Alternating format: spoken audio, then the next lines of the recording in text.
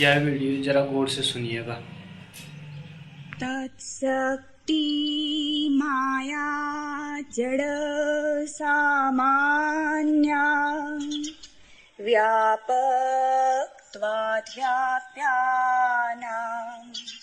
न प्राणिर्बुद्धिभ्यः असंभवात् निर्माय उच्चावचं श्रुति च निर्मिमीते पितृवत् मिश्रोपदेशात् नैति चिन्नां स्वल्पत्वात्।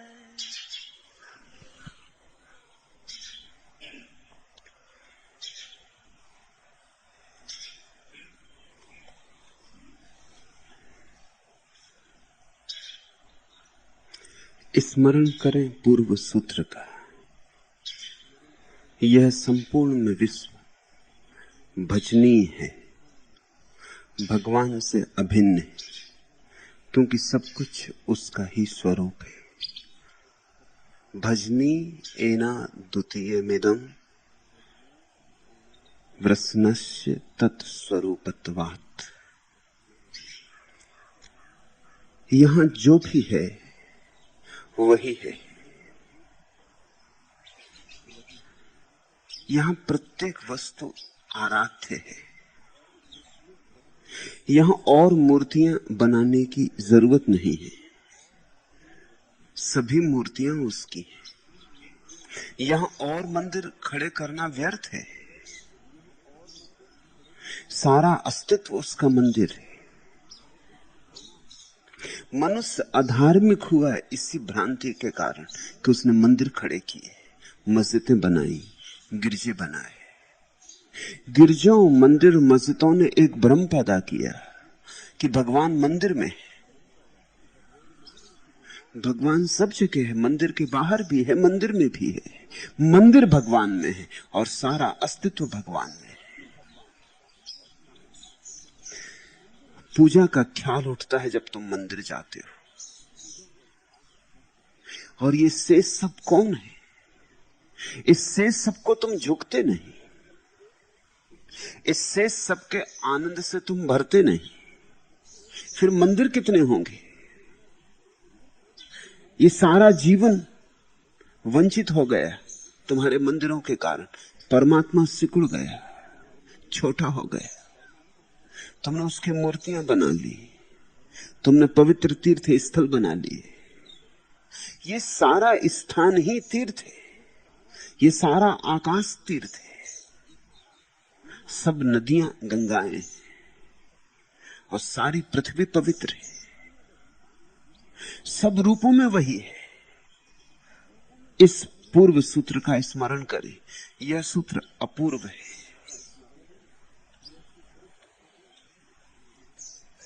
भजनी एना द्वितीयमिदं। अब दूसरे और किसका भजन करने जाते हो? भजन करने और कहीं जाने की जरूरत कहां है? तुम जहां हो आंख खोलो, जिस पे आंख पड़ जाए वही भजनी है। तुम जहां हो सुनो, जो सुनाई पड़ जाए वही ओंकार का नाद है। छुओ किसी को, जो छूने में आ जाए वह वही है। जिसे तुम अछूत कहते हो, उसमें भी तुम उसी को छूते हो। अस्पृश्य में भी उसी का स्पर्श होता है।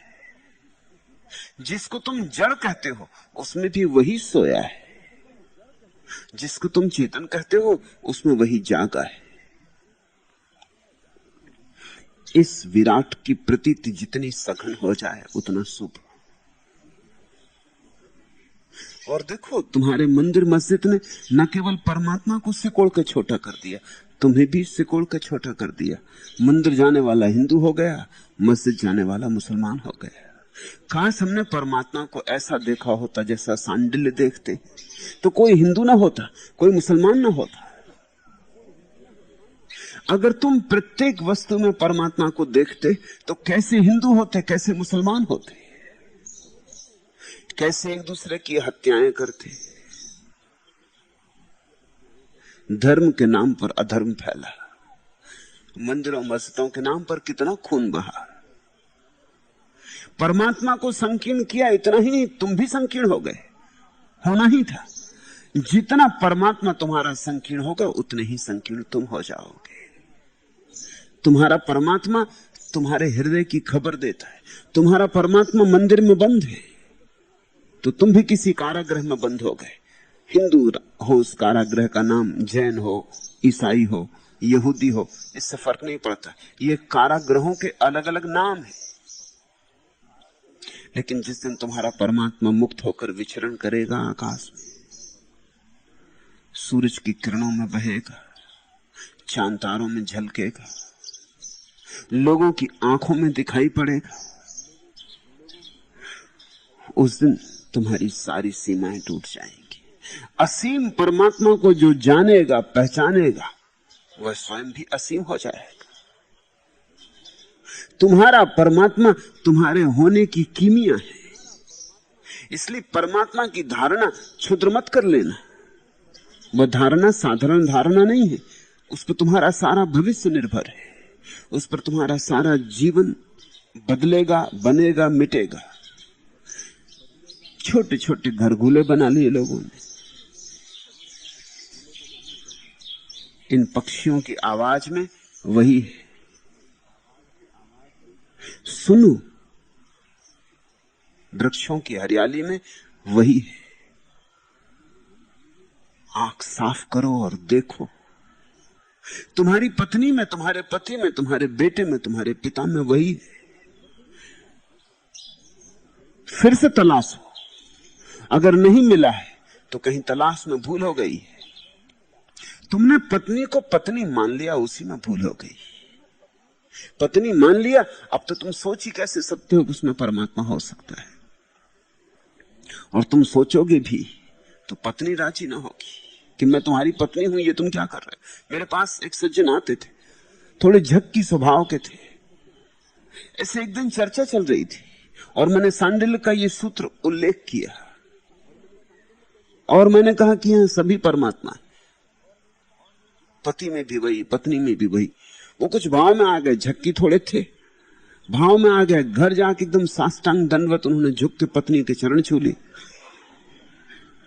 पत्नी ने तो चीख मार दी कि पागल हो गए। घर के लोग इकट्ठे हो गए, पास पड़ोस के लोग इकट्ठे हो गए कि तुम्हें हो क्या गया। और वो खूब हंसे, उन्हें आनंद बहुत आया। और लोगों का ये पागलपन देख के उन्हें और भी बहुत हंसी आई। उन्होंने कहा इसमें भूल क्या है, सारे शास्त्र यही कहते हैं कि सब में परमात्मा, तो मेरी पत्नी में नहीं। उनका वो शास्त्र ठीक कहते मगर ये व्यवहारिक नहीं। और शास्त्रों को बीच में मत लाओ, तुम ग्रस्त आदमी हो, तुम कहां की ऊंची बातों में पड़ गए। मगर वो माने नहीं।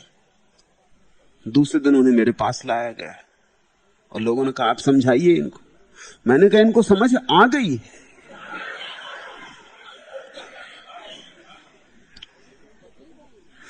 नहीं, उन्होंने कहा उनकी पत्नी रोने लगी मेरे पैर पकड़ के कि आप किसी तरह इनको समझाइए।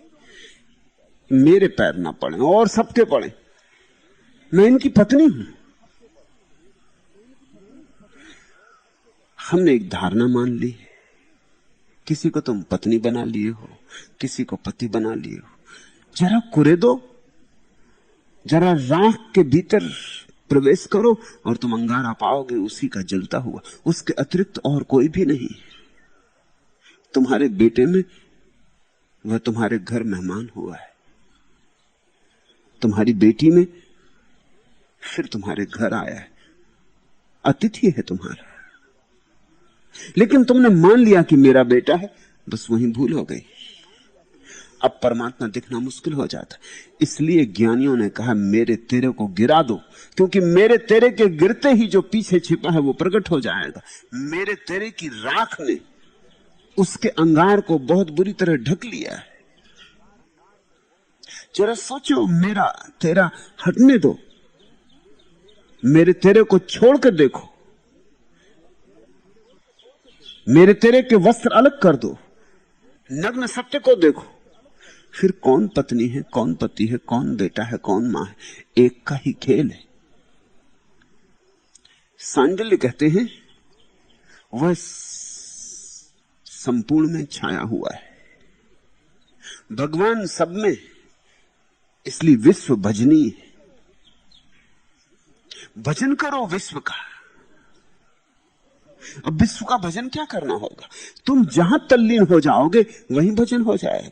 आई हवा, गिरने लगे वृक्षों से पत्ते, सरसराती हवा बह गई वृक्षों से, तुम मग्न होकर उसे सुन लेना और तुम पाओगे वह आया, उसके पदचाप सुनाई पड़े।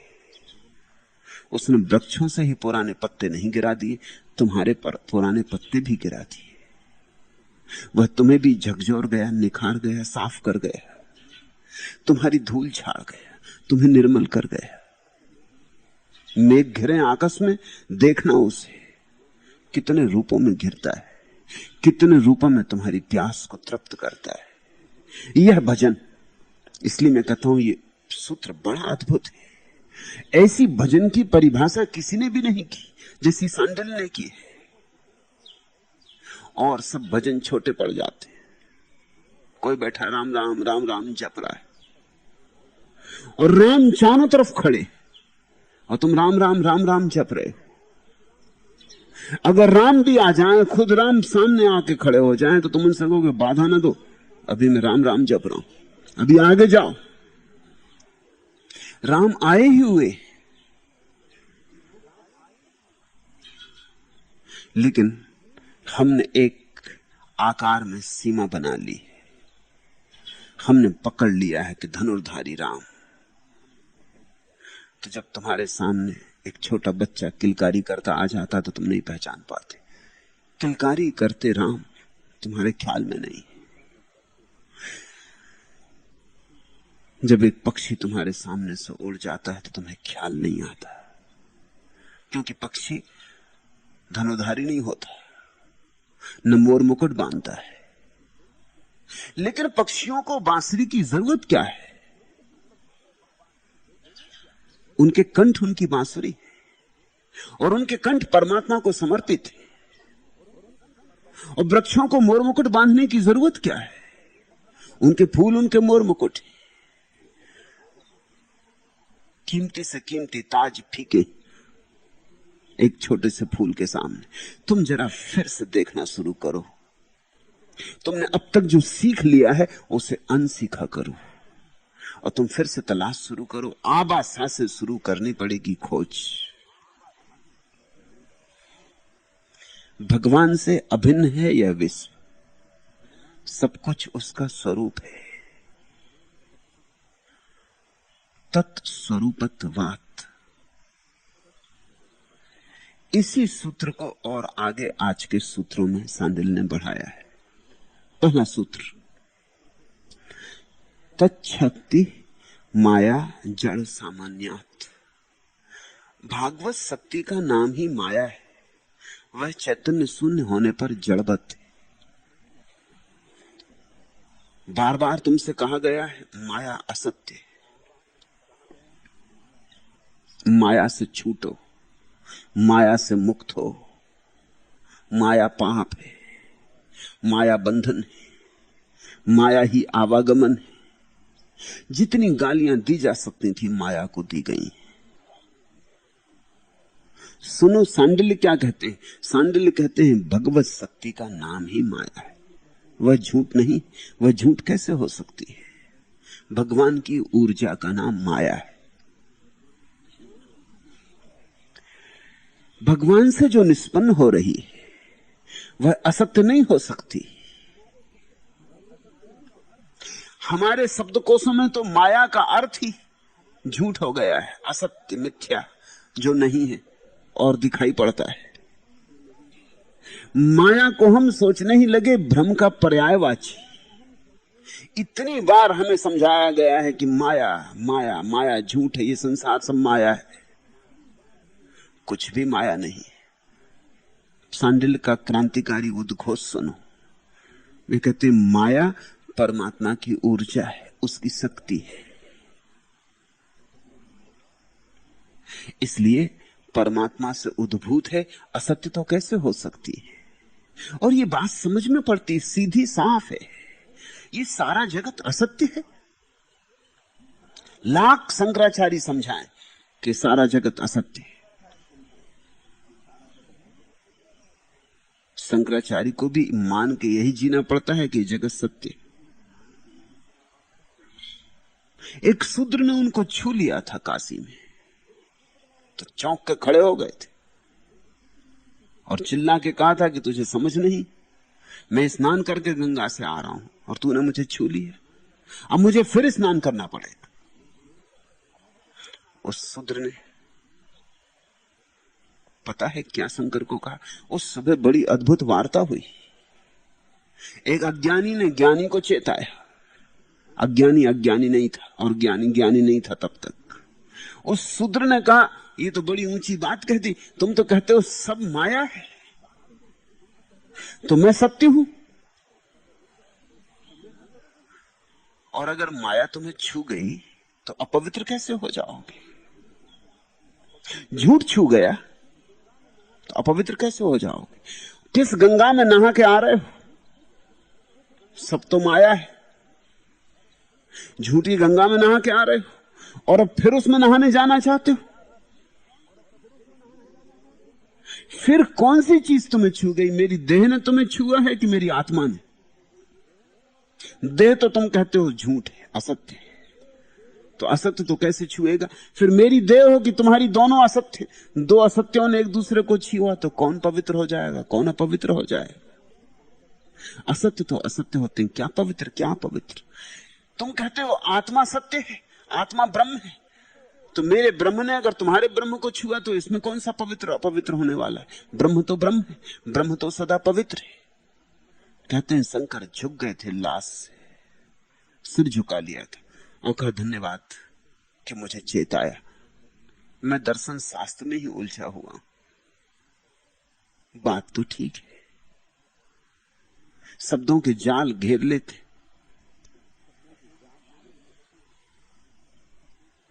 लोगों ने तोतों की तरह सीख लिया है कि संसार माया है, इसमें क्या पड़े। लेकिन संसार माया है, ये वृक्ष झूठ है, ये लोग झूठ है, ये जो दिखाई पड़ रहा है सारा विस्तार ये झूठ है। ये झूठ तो नहीं। ये हो सकता है कि तुम्हारी इसके संबंध में धारणाएं गलत है, मगर इससे ये झूठ नहीं। रस्सी पड़ी, तुमने सांप समझ लिया। शंकर ने इसका उल्लेख बार बार किया है कि रस्सी पड़ी और तुमने सांप समझ लिया, बस ऐसा ही ये संसार। लेकिन रस्सी तो सच है ना।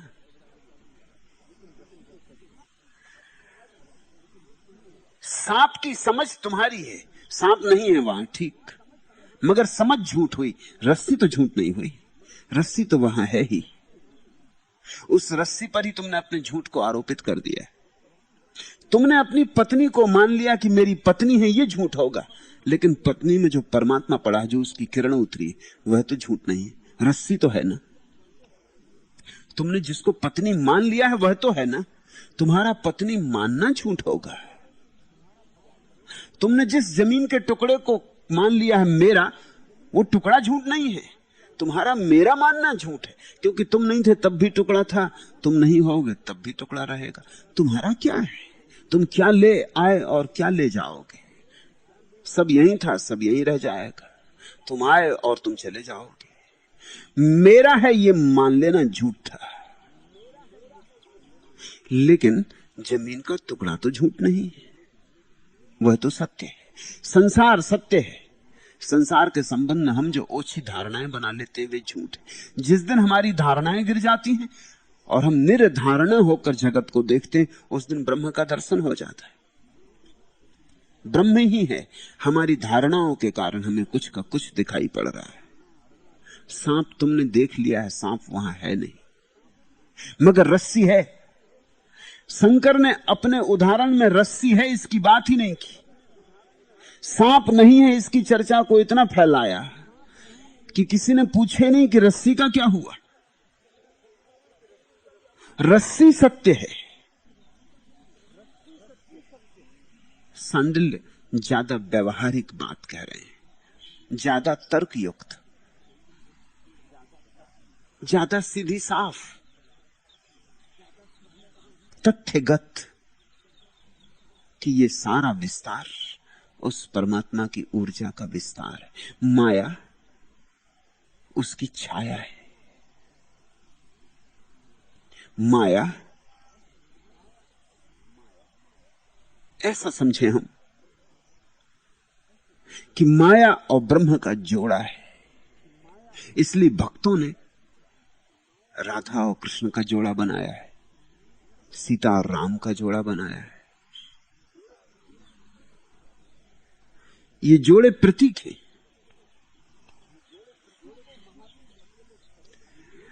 भक्तों को महावीर अकेले खड़े अधूरे मालूम पड़ते, कुछ कमी। ब्रह्म तो जरूर है, लेकिन माया कहां है,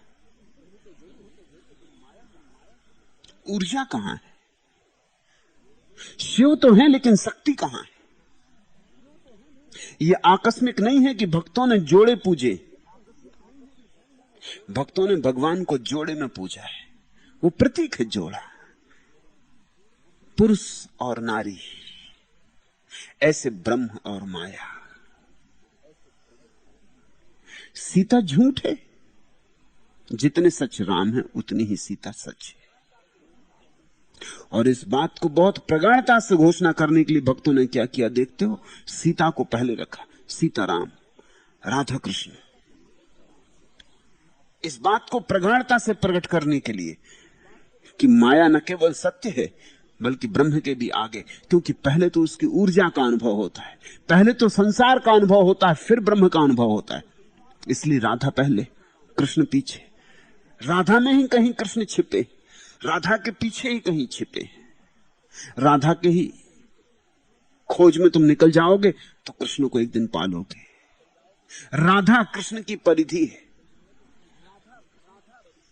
वो देखा ना, रास का चित्र देखा, कृष्ण बीच में है और गोपियां चारों तरफ नाच रही।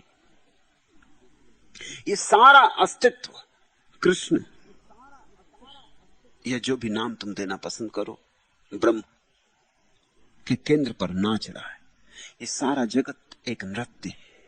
चांद नाच रहे, तारे नाच रहे, सूरज नाच रहे, पृथ्वी नाच रही, वृक्ष, पशु पक्षी, मनुष्य, सारा जीवन, सारा अस्तित्व नाच में मग्न है।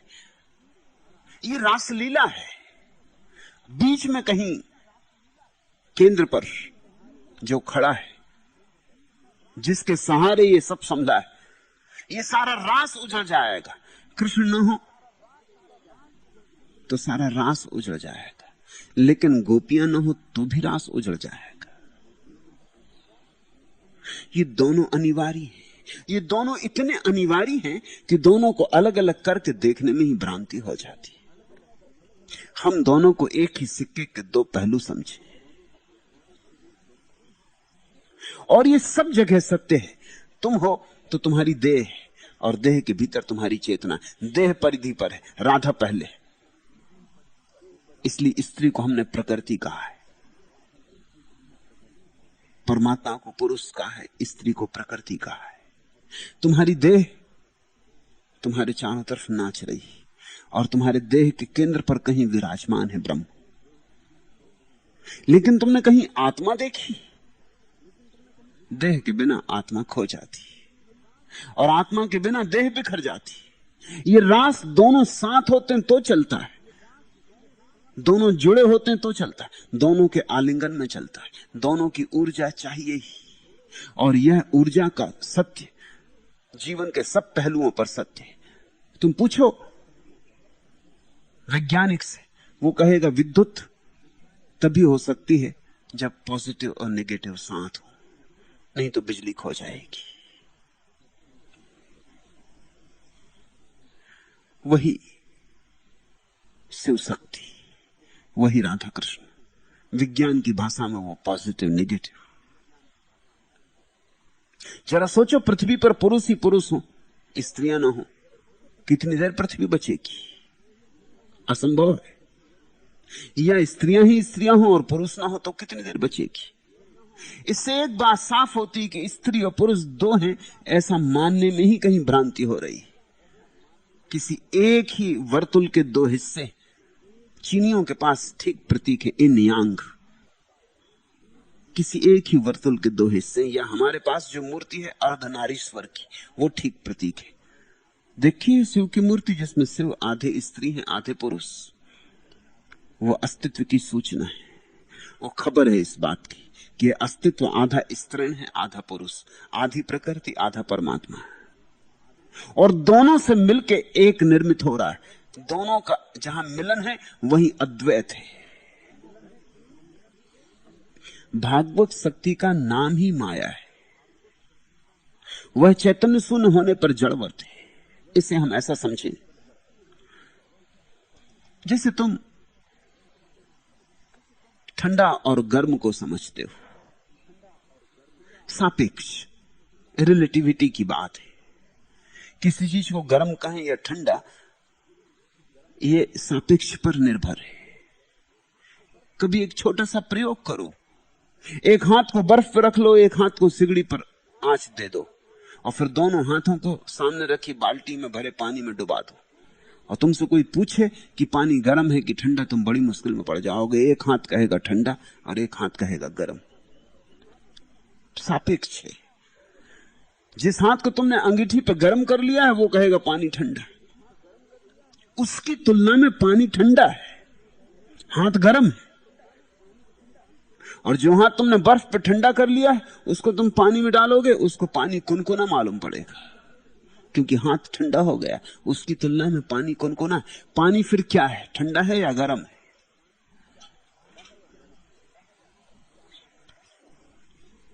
पानी दोनों है।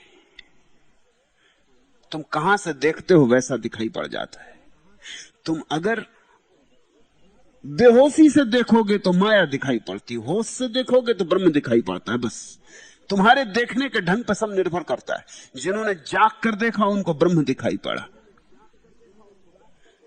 भजनी ये ना द्वितीय मिदम कृतनश्य तत्स्वरूपत्वात्, उस एक का ही सब विस्तार है। जिन्होंने जाग कर देखा, जिन्होंने सोकर देखा, उन्हें वो एक नहीं दिखाई पड़ा, कृष्ण नहीं दिखाई पड़ा, गोपियां नाचते हुए दिखाई पड़ती, उन्हें संसार दिखाई पड़ता है। इसको ऐसा समझो कि चट्टान और मनुष्य, उदाहरण के लिए चट्टान को तुम जड़ कहते हो, क्यों? मनुष्य को तुम चेतन कहते हो, क्यों? भेद केवल मात्रा का है। वैज्ञानिक खोज कर रहे हैं, वो कहते हैं चट्टान को भी कुछ कुछ अनुभव होते हैं, संवेदना होती। वैज्ञानिक खोज कर रहे हैं, वो कहते हैं वृक्षों को भी संवेदना होती है, अनुभव होता है, चेतना वहां भी है, लेकिन कुछ धूमिल है, कुछ सोई हुई है। ऐसा समझो तुम रात सो गए हो, एक मच्छर काटता है, तो ऐसा नहीं कि तुम्हें पता नहीं चलता, बड़ा धुंधला धुंधला पता चलता। नींद में ही तुम हाथ से मच्छर को हटा देते हो। शायद सुबह तुमसे पूछा जाए तो तुम याद भी ना कर सको कि रात मच्छर ने काटा, लेकिन तुमने मच्छर हटाया था रात। एक कीड़ा तुम्हारे पैर पे चढ़ रहा है, पैर झटक देते हो, तुम्हें पता भी नहीं, लेकिन कुछ तो पता हो ही रहा होगा, तुम नींद में हो। इसलिए बोध साफ नहीं है, साफ सुथरा नहीं है, नींद से भरा हुआ है। सांडिल्य कहते हैं परमात्मा में प्रकृति में इतना ही फर्क है, प्रकृति सोया हुआ परमात्मा है और परमात्मा जागी हुई प्रकृति। बस भेद जागने और सोने का है। चेतना धूमिल होती जाती तो जड़, और चेतना प्रगाढ़ होती जाती, उज्जवल होती जाती तो चैतन्य। चैतन्य का आखिरी शिखर परमात्मा है और चैतन्य की आखिरी मूर्छा पदार्थ है, मगर दोनों अलग अलग नहीं, दोनों एक ही तारतम्य है। चट्टान सोई हुई चेतना है, आदमी जाग गई चट्टान है, पूरा नहीं जाग गया है, अधूरा अधूरा जागा है। क्योंकि जब कोई बुद्ध पुरुष होता है तो वो हमसे बहुत जागा हुआ, उसके सामने हम चट्टान जैसे हो जाते। इसलिए बुद्धों को भगवान कहा है, सिर्फ इसी प्रतीक के अर्थ में कि वहां चेतना पूरी हो गई है। बुद्ध को भगवान कहने का यह अर्थ नहीं होता कि उन्होंने दुनिया बनाई। इतना ही अर्थ होता है कि भगवत्ता का जो लक्षण है चैतन्य, वो उनमें पूरा हो गया है। वे पूरी तरह जाग गए, उनका अंतस्थल रोशन हो गया है। अब वहां कोई भी अंधेरे का टुकड़ा नहीं बचा है, जरा सा भी द्वीप अंधेरे का नहीं बचा है, कोई काना कातर अंधेरे से भरा हुआ नहीं। रोशनी पूरी तरह व्याप्त हो गई, सब रोशन हो गया है। इसलिए बुद्ध को, महावीर को भगवान कहा है। इसलिए नहीं कि उन्होंने दुनिया बनाई, सिर्फ इसीलिए कि भगवत्ता का जो परम लक्षण है चैतन्य, वो उनमें प्रकट हुआ है, उसका प्राकट्य हुआ है। सांडिल के हिसाब से चैतन्य और जड़ सापेक्ष। चैतन्य शून्य होने पर जड़ता रह जाती, और जड़ता के खो जाने पर चैतन्य का आविर्भाव हो जाता है। इसे इस भांति देखोगे तो फिर संसार से विरोध छूट जाएगा। तब संसार से भागने की भी कोई जरूरत नहीं, जागने की जरूरत है, भागने की जरूरत नहीं। भागने से कैसे जागोगे? संसार का उपयोग कर लेने की जरूरत है। यहीं कहीं घूंघट में छिपा परमात्मा खड़ा है, घूंघट उठाओ। भाग के कहां जाते हो? पहाड़ पर जाके बैठ जाओगे, वहां क्या करोगे? वहां भी घूंघट उठाना पड़ेगा, वहां चट्टानों का घूंघट उठाना पड़ेगा, जो कि ज्यादा कठिन है, क्योंकि चट्टानों में परमात्मा बहुत गहरा सोया हुआ है। यहां पत्नी में काफी जागा हुआ था, बेटे में काफी जागा हुआ था, पति में काफी जागा हुआ था। यहां तुमसे घूंघट ना उठ सका, तुम चट्टानों पर घूंघट उठा पाओगे? तुम चट्टानों में देख पाओगे परमात्मा को? लेकिन अक्सर ऐसा हो जाता है कि चट्टानों में लोग आसानी से देख लेते। मेरे पास लोग आते हैं, वो कहते हैं ये बहुत आसान है चट्टान में देख लेना, आदमी में देखना बहुत कठिन है। क्यों? क्योंकि चट्टान में तुम अकेले ही होते हो, अपनी कल्पना का फैलाव कर सकते हो। चट्टान कुछ बाधा नहीं डालती। तुम कहते हो हे चट्टान तू ब्रह्म स्वरूप है, चट्टान नहीं कहती मैं नहीं। चट्टान कहती तुम्हारी मर्जी। चट्टान कुछ बोलती नहीं, तुम्हें जो मर्जी हो तुम मान लो, चट्टान को तुम्हारी चिंता नहीं। लेकिन इधर पत्नी से तुम कहते हो तो वो जवाब देती, झगड़ा खड़ा हो जाता है, विवाद खड़ा हो जाता है, हर छोटी बात में विवाद हो जाता है। तुम अपने बेटे से कुछ कहते हो, वो कहते नहीं करेंगे, या ये हमें जचता नहीं, ये बात ठीक नहीं। यहां संसार में तुम्हारी अड़चन क्या है? तुम्हारी अड़चन यह है कि तुम अपनी कल्पना करने को पूरी तरह स्वतंत्र नहीं मालूम होते। बस इतनी ही अड़चन है। तुम जो कल्पना करते हो दूसरे लोग उसको तोड़ देते, उसे खंडित कर देते। जंगल में तुम अकेले बैठ जाते हो, गुफा में जाकर, वहां तुम्हारी कल्पना को खंडित करने वाला कोई नहीं होता। तुम जो कल्पना करो, तुम कहो कृष्ण कन्हैया खड़े, तो कृष्ण कन्हैया खड़े कर लो, तुम्हारी कल्पना है। तुम जो बात करना चाहो कर लो। फिर अगर ज्यादा दिन रह गए पहाड़ पर, तो धीरे धीरे तुम ही बात नहीं करते, तुम ही कृष्ण कन्हैया की तरफ से जवाब भी देने लगते। फिर पागलपन पूरा हो गया, फिर विक्षिप्तता पूरी हो गई। यही तो पागल का लक्षण है। अब वो अपनी तरफ से भी बोल लेता है, उस तरफ से भी बोल लेता है। वैज्ञानिक कहते हैं, मनोवैज्ञानिक, कि अगर एक व्यक्ति को 3 सप्ताह तक एकांत में रखा जाए तो वो अपने से ही बात करना शुरू कर देता है, और अगर 3 महीने तक रखा जाए तो विक्षिप्त हो जाता है। तो तुम्हारे साधु सन्यासी जो पहाड़ों पर भाग गए थे, वो कर क्या रहे थे? मनोविज्ञान की सारी शोध ये कहती है कि वो विक्षिप्त हो रहे थे, अपने सपने फैला रहे थे, अपने सपनों में रस ले रहे थे। कोई सपने तोड़ने वाला नहीं था। जो मानना था मान लेते थे, मान के जी लेते थे, और अगर तुमने बहुत देर तक कोई बात मानी तो वह सच हो जाती। बुद्ध ने कहा है अपने शिष्यों को कि अगर तुम्हारी समाधि में मैं तुम्हें दिखाई पड़ूं तो समझना कि अभी समाधि पूरी नहीं हुई, क्योंकि मैं फिर तुम्हारी कल्पना ही रहूंगा। ज़ैन फकीर कहते हैं कि जब तक कृष्ण, बुद्ध, महावीर कोई भी दिखाई पड़े तब तक समझना कि अभी संसार जारी है। जब कोई भी दिखाई न पड़े, परम शून्य हो जाए, जब कोई विचार न रह जाए, तभी जानना कि तुम घर आ गए हो, नहीं तो सोचना कि अभी भटकाव कायम है। इसी भटकाव के लिए लोग जंगल भाग जाते हैं। जंगल में सुविधा है कल्पना में उतरने की और कल्पना को मजबूत करने की। संसार में सुविधा नहीं। संसार में जगह जगह लोग तुम्हारी कल्पना को तोड़ देते। तुम तो मान रहे थे कि आदमी चले, सांडिल का सूत्र पढ़ लिया सुबह सुबह कि सब में भगवान है, और कोई ने तुम्हारा जेब काट लिया। अब इसमें कैसे भगवान देखो? चले तो थे सुबह से यही मान के कि भगवान ही देखेंगे, और एक आदमी तुम्हें गालियां देने लगा, इसमें कैसे भगवान देखो?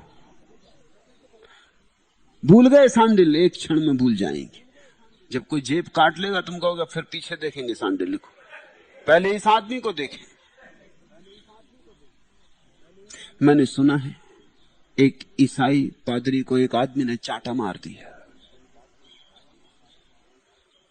उस पादरी ने बाइबल में पढ़ा था, पढ़ा ही नहीं था, रोज लोगों को भी पढ़ाता था कि जब तुम्हारे गाल पे कोई एक चांटा करे तो दूसरा उसके सामने कर देना। दिल तो हुआ कि इसका सिर तोड़ दो, मगर अब गांव में प्रतिष्ठा थी, मजबूरी में उसने दूसरा गाल उसके सामने कर दिया। वो आदमी भी खूब था, उस आदमी ने भी सोचा ये भी ठीक है, ये मौका भी क्यों चूको। उसने दूसरे गाल पर और एक जोर का चांटा जड़ दिया। पुरोहित ने सोचा था कि अब दूसरे गाल पे ये चांटा नहीं मारेगा, इतनी भलमनसाहत तो करेगा, लेकिन आदमी जैसे आदमी होते हैं वो भी था, उसने दूसरे पे भी और जोर से लगा दिया। उसने कहा ये मौका अच्छा है, अपने आप तुम मौका दे रहा हो, मैं क्यों छोड़ू। वो प्रसन्न नहीं हो रहा था दूसरा चांटा मार के कि वो पुरोहित उसके ऊपर झपटा, उसकी गर्दन दबाने लगा। उसने कहा भाई ये क्या करते हो। उसने कहा कि बाइबल में इतना ही लिखा है कि एक गाल पे कोई चांटा मारे दूसरा कर देना, उसके आगे फिर हम स्वतंत्र। इसके आगे बाइबल में कोई निर्देश नहीं है। और ऐसा नहीं कि जीसस के सामने ऐसे सवाल नहीं उठे थे। एक शिष्य ने पूछा है, जीसस ने कहा कि कोई तुम्हें चोट करे, अपमान करे, क्रोध करे, निंदा करे, क्षमा कर देना। एक शिष्य ने पूछा कितनी बार। स्वाभाविक, क्योंकि आखिर एक सीमा होनी चाहिए। जीसस ने कहा 7 बार। उस आदमी ने कहा ठीक है, मगर उसने इस ढंग से कहा ठीक है कि जीसस को लगा कि वो 8वें बार 7 का इकट्ठा बदला ले लेगा। उसने जिस ढंग से कहा अच्छा ठीक है, देख लेंगे, कोई बात नहीं, 7 बार ही का मामला है ना। तो जीसस ने बदला और कहा कि नहीं 77 बार। लेकिन मैं तुमसे कहता हूं 77 बार के बाद भी तो 78 बार आएगा। शास्त्र काम नहीं पड़ेंगे जब तक कि तुम्हारी अपनी अंतः प्रज्ञा ना जगी हो। सांडिल्य काम नहीं पड़ेंगे, जीसस काम नहीं पड़ेंगे, मैं काम नहीं पड़ूंगा जब तक कि तुम्हारी अंतः प्रज्ञा जागृत ना हो। जब तक कि तुम्हारे भीतर से ही सूत्र का आविर्भाव ना हो तब तक कोई काम नहीं पड़ेगा। तब तक छोटी मोटी चीजें तोड़ देंगी, जरा सी बात सब खराब कर देगी। जरा जरा सी तो बातें ही हैं जीवन में, बड़ी बड़ी बातें कहां हैं। तुम घर आए दिन भर के थके मांदे और पत्नी ने चाय की प्याली इस ढंग से रखी कि बस सब सांडिल इत्यादि भूल गए। कुछ किया नहीं, उसने सिर्फ प्याली इस ढंग से रखी, इस बेरुखी से रखी, और जब तुमने चाय चखी तो वो ठंडी। अब तुम उस वक्त याद ना कर सकोगे कि पत्नी में परमात्मा है। उस वक्त सब भूल जाओगे। इससे लोग भागे, इससे भागे, क्योंकि यहां प्रतिपल तुम्हारे सूत्रों की परीक्षा हो रही है, अग्नि परीक्षा हो रही है। तुम्हारे सिद्धांतों की यहां प्रतिपल परीक्षा है। ऐसा नहीं कि कभी साल में एक आध बार परीक्षा होती, रोज हो रही, प्रतिपल हो रही। उठते बैठते सोते जागते परीक्षा चल रही है। इस परीक्षा से लोग भागे। मैं उनको कमजोर कहता हूं, उनको मैं भगोड़ा कहता हूं। संसार से भागना नहीं है, न संसार को माया कह के गाली देनी। संसार परमात्मा की ऊर्जा है। परमात्मा की ऊर्जा का ये जो विस्तार है, इसी में तलाशो, इसी में तलाशते तलाशते मिला है और मिलेगा, क्योंकि इसी में है। और यहां पालोगे तो हिमालय पे भी पा सकते हो, अगर यहां नहीं पाया तो हिमालय पे भी नहीं पा सकोगे। फिर हिमालय पर इतना ही होगा कि तुम कल्पना कर लोगे। कल्पना में कोई बाधा देने वाला नहीं होगा। कल्पना में तुम मुक्त भाव से बहते रहोगे। कल्पना करते करते तुम विक्षिप्त हो जाओगे। कल्पना से कोई सत्य को उपलब्ध नहीं होता। कल्पना छोड़ के आदमी सत्य को उपलब्ध होता है। सारी कल्पनाओं का विसर्जन करने से सत्य को उपलब्ध होता है। संसार नहीं छोड़ना है, कल्पना छोड़नी। बड़ा मजा है, लेकिन लोग संसार छोड़ते हैं, कल्पना नहीं छोड़ते। मेरा तेरा छोड़ना है, पत्नी नहीं छोड़नी, पति नहीं छोड़ना, बच्चे नहीं छोड़ना, मेरा तेरा छोड़ना है। किसी के प्रति पत्नी भाव, पति भाव छोड़ना है, परमात्मा भाव का उदय होने देना है। इससे सुंदर अवसर और कहीं नहीं हो सकता है जैसा जगत में है। माया में ही परमात्मा छिपा है। भागवत शक्ति का नाम माया है। इसलिए सांडिल्य ने कहा सेवनीय है, भजनीय है। इसका सेवन करो, इसका भजन करो, इस ऊर्जा को पियो, इस ऊर्जा को पचाओ, इस ऊर्जा से संबंध जोड़ो, सेतु बनाओ।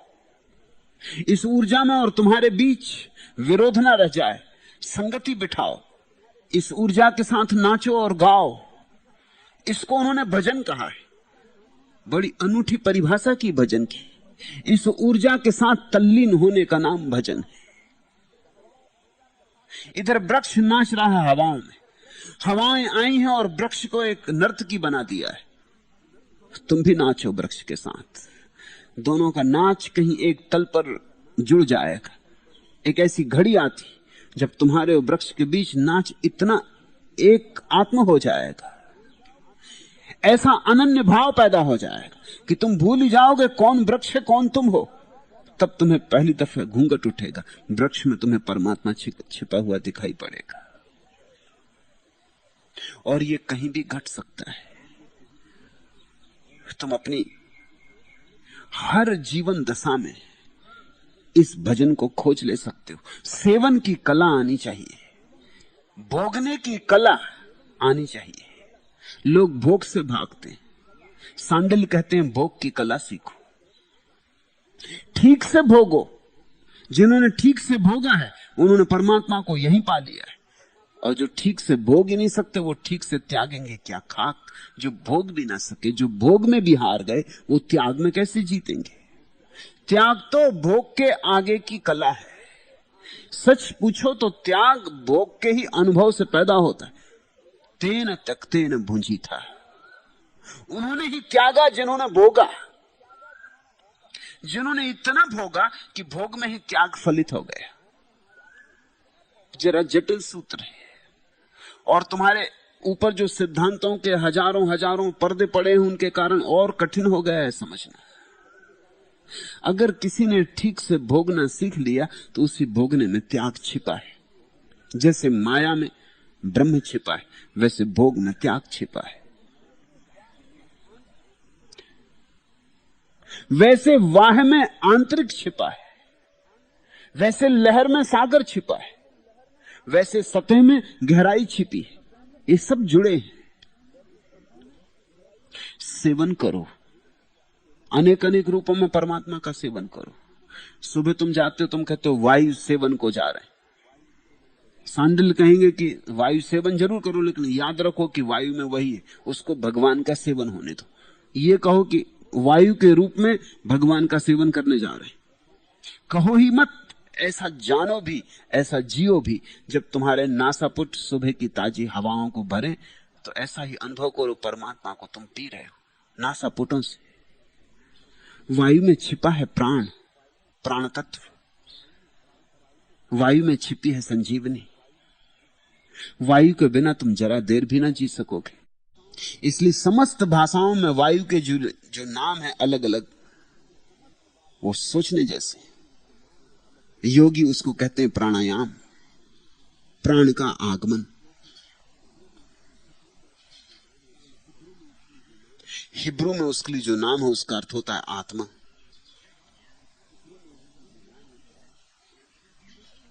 अंग्रेजी में तुम देखते हो, भीतर जब हम वायु को ले जाते हैं उसको कहते हैं इंस्पायरेशन। वो स्पिरिट से बना है शब्द,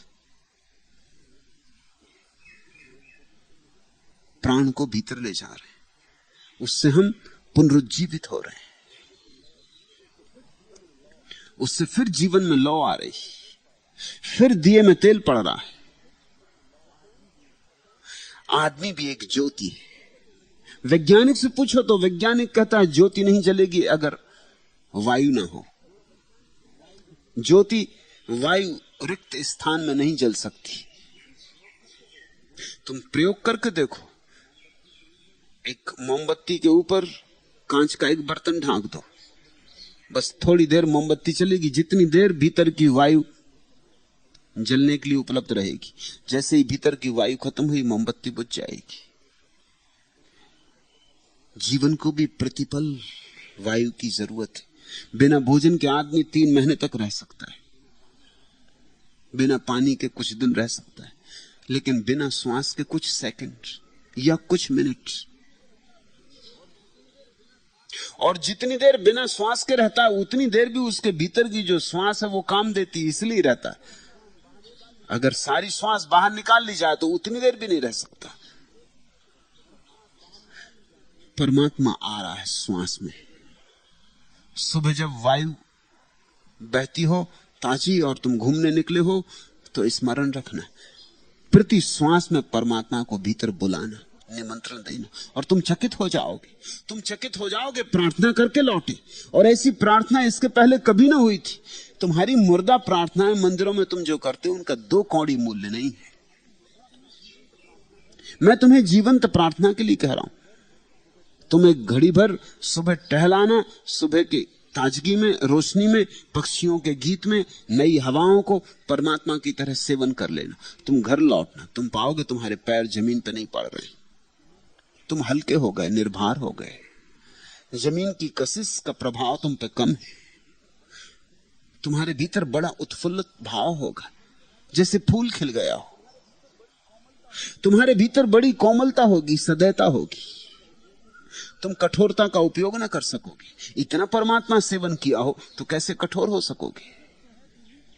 तुमसे सहज ही सुंदर होगा, शुभ होगा। और ऐसा ही जीवन के प्रत्येक पहलू पर अगर तुम फैला दो, तब तुम समझे सांडिल्य का अर्थ। भोजन करते वक्त स्मरण रखना, परमात्मा का ही भोजन कर रहे हो।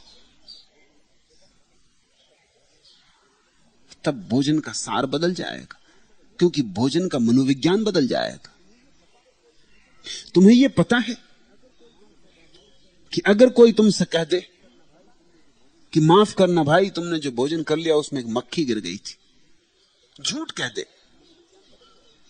मनोविज्ञान बदल गया। अब तुम्हें उपकाई आने लगेगी, तुम्हें उल्टी हो जाएगी। मक्खी गिरी हो कि ना गिरी हो, इससे कोई फर्क नहीं पड़ता।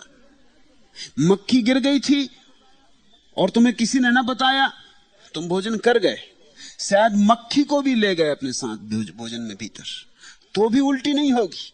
उल्टी मक्खी से नहीं होती, मनोविज्ञान से होती। मक्खी नहीं भी गिरी थी और किसी ने कह दिया कि क्षमा करना, बड़ी भूल हो गई, एक मक्खी गिर गई थी,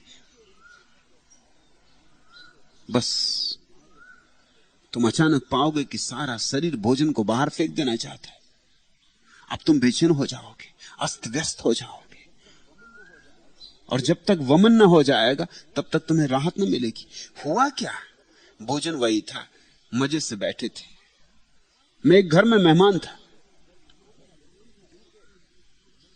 जिनके घर मेहमान था, रात को उनको एक चूहा काट गया।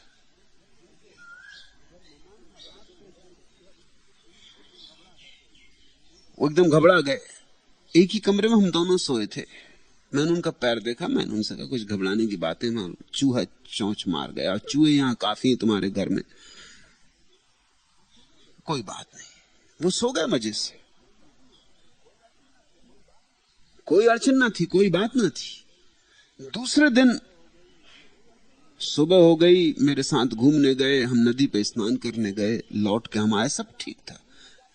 घर आके पत्नी ने कहा कि तुम्हारे कमरे में एक सांप निकला।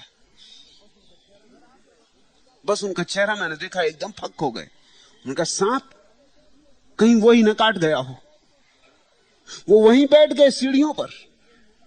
मैंने उनसे कहा कि इतनी देर हो गई, रात 12 बजे काटा था, अगर सांप ने काटा होता तब 12 बज गए, 12 घंटे बीत गए, परिणाम अब तक हो गया होता, मगर परिणाम शुरू हो गए। वो तो लेट गए। उनका चेहरा एकदम काला पड़ने लगा, उनके मुंह से फंसूकर आने लगा। डॉक्टरों को बुलाया, डॉक्टरों ने कहा कि कोई खराबी नहीं मालूम पड़ती। मनोविज्ञान बदल गया। कई बार मौत भी हो जाती सिर्फ मनोविज्ञान के बदल जाने से, और कई बार मरता हुआ आदमी बच जाता है सिर्फ मनोविज्ञान के बदल जाने से। मनोविज्ञान का तुम ठीक से अर्थ समझो। एक सूफी कहानी है। एक फकीर गांव के बाहर बैठा था, उसने एक काली सी छाया को अंदर आते देखा। फकीर था, अंतर्दृष्टि का आदमी होगा। उसने कहा, रुक, कहां जाती, कौन है? उस छाया ने कहा कि मैं प्लेग हूं, और भगवान की आज्ञा हुई कि इस गांव से 500 आदमी मार के ले जाने। उसने कहा, कोई बात नहीं, जा, आज्ञा हुई तो पूरा कर। 15 दिन बाद वो लौटती थी। फकीर ने उसको पकड़ा, कहा कि तू झूठ बोली, 5000 आदमी मर गए और तूने कहा था 500। उसने कहा, मैं क्या करूं, मैंने 500 ही मारे, 4500 घबराहट में मर गए, उनमें मेरा हाथ ही नहीं। वो क्यों मरे, मैं खुद चमत्कृत हूं। मनोविज्ञान। एक आदमी को मेरे पास लाया गया, उसको वहम हो गया था कि रात सोए 2 मक्खियां उसके भीतर घुस गई। कुछ दिमाग उसका खराब था। वो बताया कि वो अभी हाथ में चल रही हैं अंदर, अभी इधर छाती में आ गई, अभी इधर पैर में आ गई। उसको कई डॉक्टरों ने इलाज किया, उसका कुछ इलाज नहीं था। एक्सरे लिए गए, कोई मक्खी नहीं। और कहीं मक्खी हो भी तो ऐसे चल सकती, मगर वो क्या चल रही है, ये जा रही। हाथ पकड़ के बताया चमड़ी को कि ये अंदर जा रही। मैंने उसको कहा, तू लेट। उसे मैंने लिटाया और मैं भागा मक्खी पकड़ने को। पहले कभी पकड़ी नहीं थी कोई, मुश्किल से 2 मक्खी पकड़ पाया। उनको एक बोतल में बंद करके उसकी आंख पर पट्टी बांध के उसको लिटा दिया था कि मैं मंत्र तंत्र करता हूं, तेरी मक्खी को पकड़ने की कोशिश करे। जब उसने 2 मक्खियां देखी, एकदम खुश हो गया। उसने कहा कि मैं कितना उन लोगों को कहता था, डॉक्टरों को, वैद्यों को, मगर कोई मेरी माने ना। अब ये बोतल मुझे दो, मैं उनको दिखाता हूं जाके। वो घूमा, सब डॉक्टरों के, वैद्यों के पास गया और ठीक हो गया। अब मैं खुद चमत्कृत था कि हुआ क्या, क्योंकि वो मक्खियां तो उसके भीतर थी नहीं। इलाज से काम नहीं हो सका, उसका मनोविज्ञान बदलना पड़ा। तुम्हारी जिंदगी में तुम्हारी 90% बीमारियां तुम्हारे मन के कारण होती, और तुम्हारे इलाज भी 90% तुम्हारे मन के कारण होते। दवा से ज्यादा तुम्हारा डॉक्टर सार्थक होता है। अगर तुम्हारे डॉक्टर पे भरोसा है तो दवा काम कर जाती है, अगर डॉक्टर पे भरोसा नहीं तो दवा काम नहीं करती। जिसका जिस पे भरोसा है, किसी को होम्योपैथी पे भरोसा तो होम्योपैथी काम कर जाती है, हालांकि होती सिर्फ शक्कर की गोलियां हैं और कुछ भी नहीं, मगर काम करती, क्योंकि मनोविज्ञान बदलना है असली बात। होम्योपैथी शुद्ध मनोवैज्ञानिक इलाज है।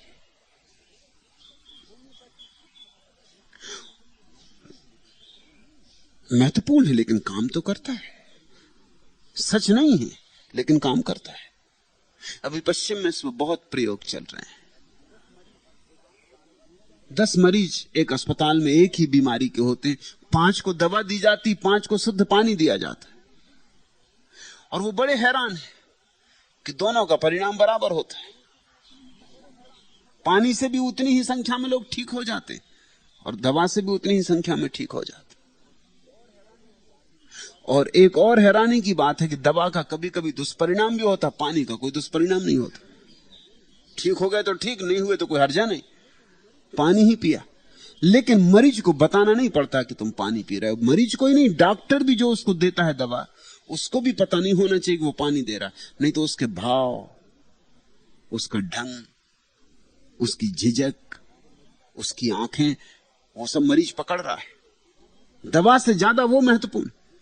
इसलिए जो आदमी ये विभाजन करता है कि 5 को पानी देना, 5 को दवा देना, उसको पता होता, लेकिन वो स्वयं दवा देने नहीं जाता है। वो डॉक्टर को दवा दे देता है, दवा डॉक्टर पहुंचाता है, जिसको कुछ पता नहीं कि कौन सा पानी है और कौन सी दवा है।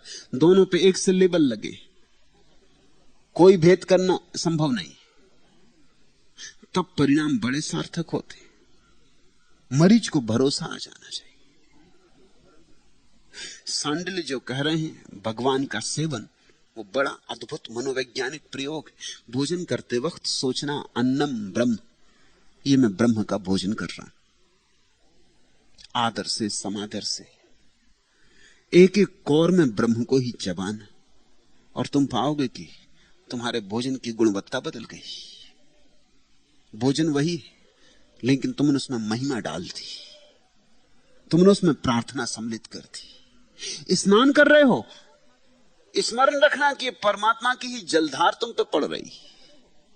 ये फव्वारे के नीचे खड़े हो, ये उसी का फव्वारा है, और तुम पाओगे बूंदों की ठंडक और है और बूंदों का रस और है। वो तुम्हें प्राण दे जाएंगी, तुम्हें ताजा कर जाएंगी, जैसा उन्होंने कभी भी ना किया था। ऐसे कोई 24 घंटे भगवान का सेवन करता रहे तो इस सारी प्रक्रिया का नाम भजन है।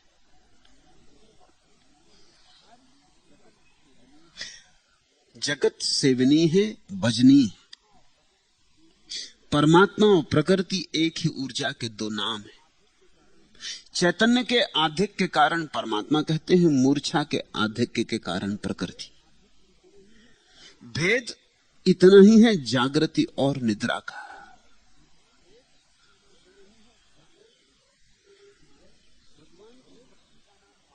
भगवान की शक्ति का नाम माया, अर्थात वह उनका स्त्रीण रूप है। अर्धनारीश्वर को फिर स्मरण करो, वह मूर्ति घर घर में रखने जैसी है, ताकि तुम्हें सदा ये याद रहे कि जगत विपरीत छोरों से मिलकर बना है। विपरीतता जगत में अपरिहार्य है, नहीं तो जगत बिखर जाता है। एक ने अपने को दो विपरीत में बांट लिया है, उन्हीं के बीच सारी लीला चल रही है।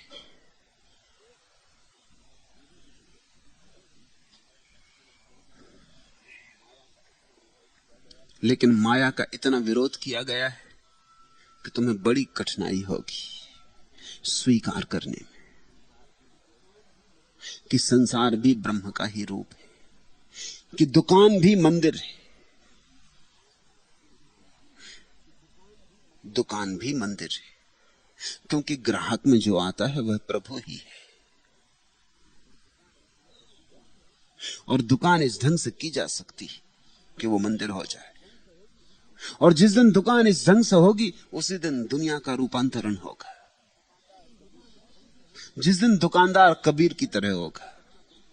कबीर बैठते थे अपना कपड़ा बेचने काशी के बाजार में, बुनते थे फिर बेचने जाते थे, जुलाहे थे।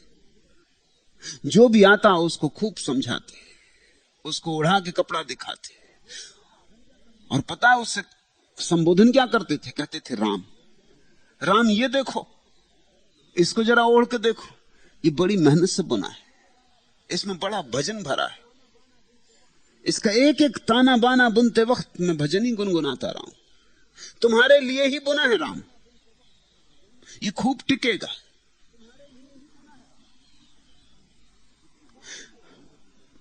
जितनी मेहनत मजूरी होती वो मांग लेते कि इस पे 4 पैसे मजूरी मुझे मिल जाए, इतना इस पे खर्च हुआ है। लोग प्रतीक्षा करते थे कबीर का कपड़ा मिल जाए। वो कपड़ा कपड़ा नहीं था, झीनी झीनी बीनी रे चदरिया, राम रस भीनी रे चदरिया। कबीर गुनगुनाते, गीत गाते, भजन करते, बुनते रहते। राम नाम भी कहीं ना कहीं उन धागों के साथ बुन जाता था। उस चादर का गुणधर्म बदल जाता था, उस चादर में भजन सम्मिलित हो जाता था। भजन करने वाला व्यक्ति जो भी करता उसमें भजन सम्मिलित हो जाता। तुमने भी ये फर्क देखा है, लेकिन ख्याल नहीं करते हो। जिंदगी में सब चीजें उपलब्ध हैं, लेकिन तुम ख्याल नहीं करते, अवलोकन नहीं करते। जब तुम्हारे प्रति कोई बहुत प्रेम से भर के भोजन तैयार करता है, तुमने भोजन में कुछ फर्क देखा या नहीं देखा? भोजन का कुछ गुणधर्म बदल जाता है या नहीं बदल जाता? मनोवैज्ञानिक अब स्पष्ट रूप से इस बात को स्वीकार करते हैं कि क्रोध में कोई भोजन न बनाए, और अक्सर ऐसा होता है, स्त्रियां क्रोध में भोजन बनाती, और जब पति बीमार पड़ जाता तो वो परेशान होती, लेकिन क्रोध में भोजन बनाती। बच्चे को भी पीटे जा रही हैं, पति के खिलाफ भी विचार किए जा रही हैं, और किसी तरह बना रही हैं। बर्तन भी फेंके जा रही हैं, प्लेटें भी तोड़े जा रही, किसी तरह भोजन बना रही, अत्यंत क्रोध में। ये क्रोध सम्मिलित हो जाएगा भोजन में, इस क्रोध की तरंग भोजन को पकड़ जाएगी। ये क्रोध वास्तविक घटना है, इस स्त्री के चारों तरफ क्रोध की हवा है, ये भोजन में प्रवेश हो ही जाएगा, भोजन इससे अछूता न रह सकेगा। ये भोजन विषाक्त हो गया।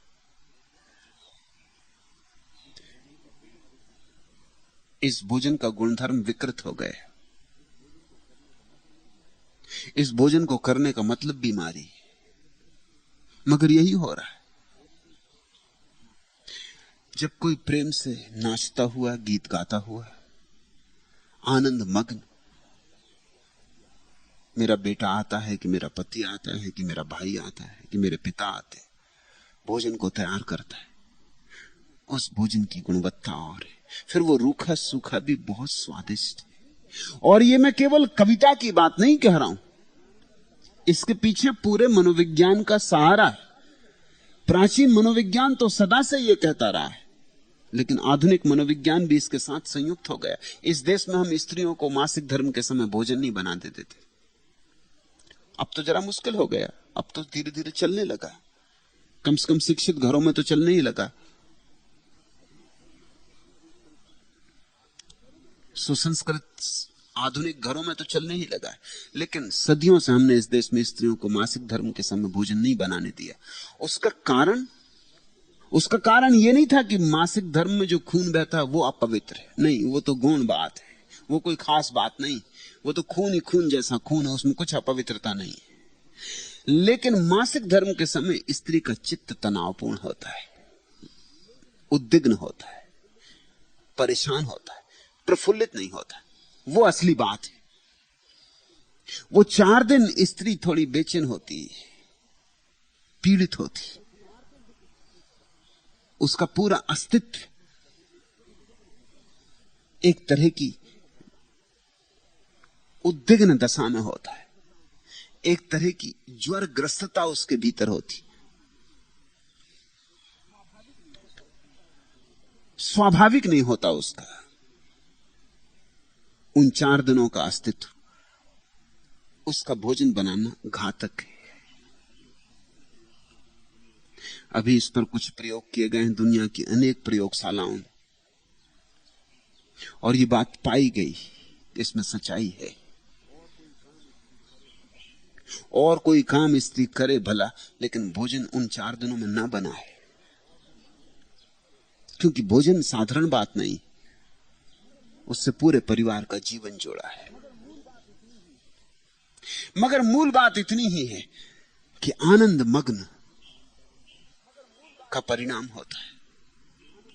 तुम भी दुकान पर मंदिर ला सकते हो, और मैं उसी पक्ष में। मंदिर अलग नहीं होना चाहिए, दुकान से संयुक्त होना चाहिए। मंदिर अलग नहीं होना चाहिए, तुम्हारे घर में ही होना चाहिए, तुम्हारा घर मंदिर होना चाहिए।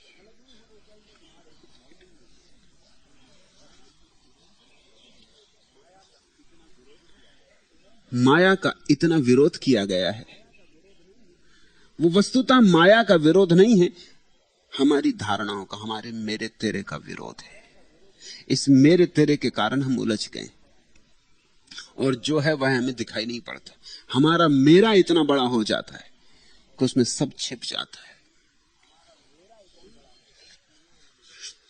कौन सी हंसनियां लुभाए हैं तुझे ऐसा कि तुझको मानसर भूला हुआ है। कभी कभी हंस भी आ जाता है और उलझ जाता है डबरों में, कीचड़ के डबरों में। कौन सी हंसनियां लुभाए हैं तुझे ऐसा कि तुझको मानसर भूला हुआ है? कौन लहरें हैं कि जो दबती उभरती छातियों पर हैं तुझे झूला झूलाती? कौन लहरें हैं कि तुझ पर फेन का कर लेप तेरे पंख सहला कर सुलाती? कौन सी मधुगंध बहती है पवन में सांस के जो साथ अंतर में समाती? कौन हंसनियां लुभाए हैं तुझे ऐसा कि तुझको मानसर भूला हुआ है? कौन श्यामल श्वेत और रत्नार नीरज के निकंजों ने तुझे भरमा लिया है? कौन हालाहल अमीरस और मदिरा से भरे लबरेज प्यालों को पिया है? इस कदर तूने कि तुझको आज मरना और जीना और झुक झुक झूमना सब एक सा है। किस कमल के नाल की जादू छड़ी ने आज तेरा मन छुआ है? कौन हंसनियां लुभाए हैं तुझे ऐसा कि तुझको मानसर भूला हुआ है? किसने लुभाया है? तुम्हारे पुराने साधु सन्यासी कहते हैं स्त्रियों ने लुभा लिया है पुरुषों को, धन ने लुभा लिया है पुरुषों को। वह बात व्यर्थ है। वह बीमारी को न पकड़ना, लक्षण को पकड़ लेना है। मेरे तेरे ने लुभा लिया है। मैं तुमसे कहता हूं, मेरा तेरा चला जाए और सारा जीवन रूपांतरित हो जाता है। तुम मेरे तेरे की भाषा भर भूल जाओ कि तत्क्षण तुम पाओगे कोई यहां लुभा नहीं रहा है। यहां लुभाने वाला एक ही है, वह परमात्मा है। स्त्री से भी वही झांका है। जब तुमने किसी सुंदर स्त्री में आकर्षण अनुभव किया है तो दो उपाय, या तो तुम समझो कि ये देह सुंदर है, इसको भोग लूं, इसको अपना बना लूं, ये स्त्री मेरी हो या ये पुरुष मेरा हो, इस पे मैं कब्जा कर लूं, कहीं कोई और कब्जा ना कर ले। इसके हाथों में मैं सोने की जंजीरें डाल दूं, इसको घर ले आऊं, इसको एक कटघरे में बिठा दूं। तुम जिसको घर कहते हो वो कटघरा है, वो पिंजड़ा है, फिर उसमें चाहे सोने के ही सीख से क्यों ना लगे हो। और तुमने जिनको आभूषण समझ के स्त्रियों को भेंट किया है वो सिर्फ जंजीरें, कीमती हैं, बहुमूल्य हैं, इसलिए उनसे इंकार भी नहीं किया जा सकता। एक और ढंग है, सुंदर स्त्री दिखाई पड़े तो तुम्हें उसमें परमात्मा के सौंदर्य की झलक मालूम पड़े। तुम समझो कि ये स्त्री भी एक दर्पण है जिसमें परमात्मा झलका है, और अनंत दर्पण है उनमें, ये भी एक प्यारा दर्पण है। लेकिन मालिकियत का कोई सवाल नहीं। यहां मालिक कौन किसका? यहां मालिक तो सिर्फ एक है, या मालिक। यहां मालिक तो बस एक है। उस मालिक की याद करो। तुम मालिक बन बैठे हो, यही भूल हो गई। तुम मालिक बन बैठे, बस वहीं तुमसे चूक हो गई। तुम अपनी मालिकियत छोड़ दो, कहीं जाना नहीं है, सिर्फ मालिकियत छोड़ देनी, मेरे का भाव छोड़ देना। वह मेरे का परिग्रह गया कि जीवन में एक क्रांति हो जाती। सब ऐसा ही होता है, लेकिन फिर भी सब बदल जाता है। तब फूल में सिर्फ फूल नहीं दिखाई पड़ता, फूल की देह होती है, परमात्मा का प्राण होता है। सुंदर स्त्री में सुंदर स्त्री नहीं दिखाई पड़ती, सुंदर स्त्री में सिर्फ परमात्मा का प्रतिबिंब होता है, उसकी झलक होती है।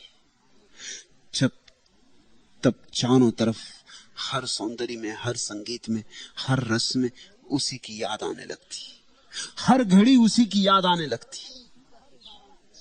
तब हर तरफ से उसी का इशारा आने लगता है, और हर इशारा उसका ही तीर बन के हृदय में चुभने लगता है। उस स्थिति को सांडिल ने भजन कहा है।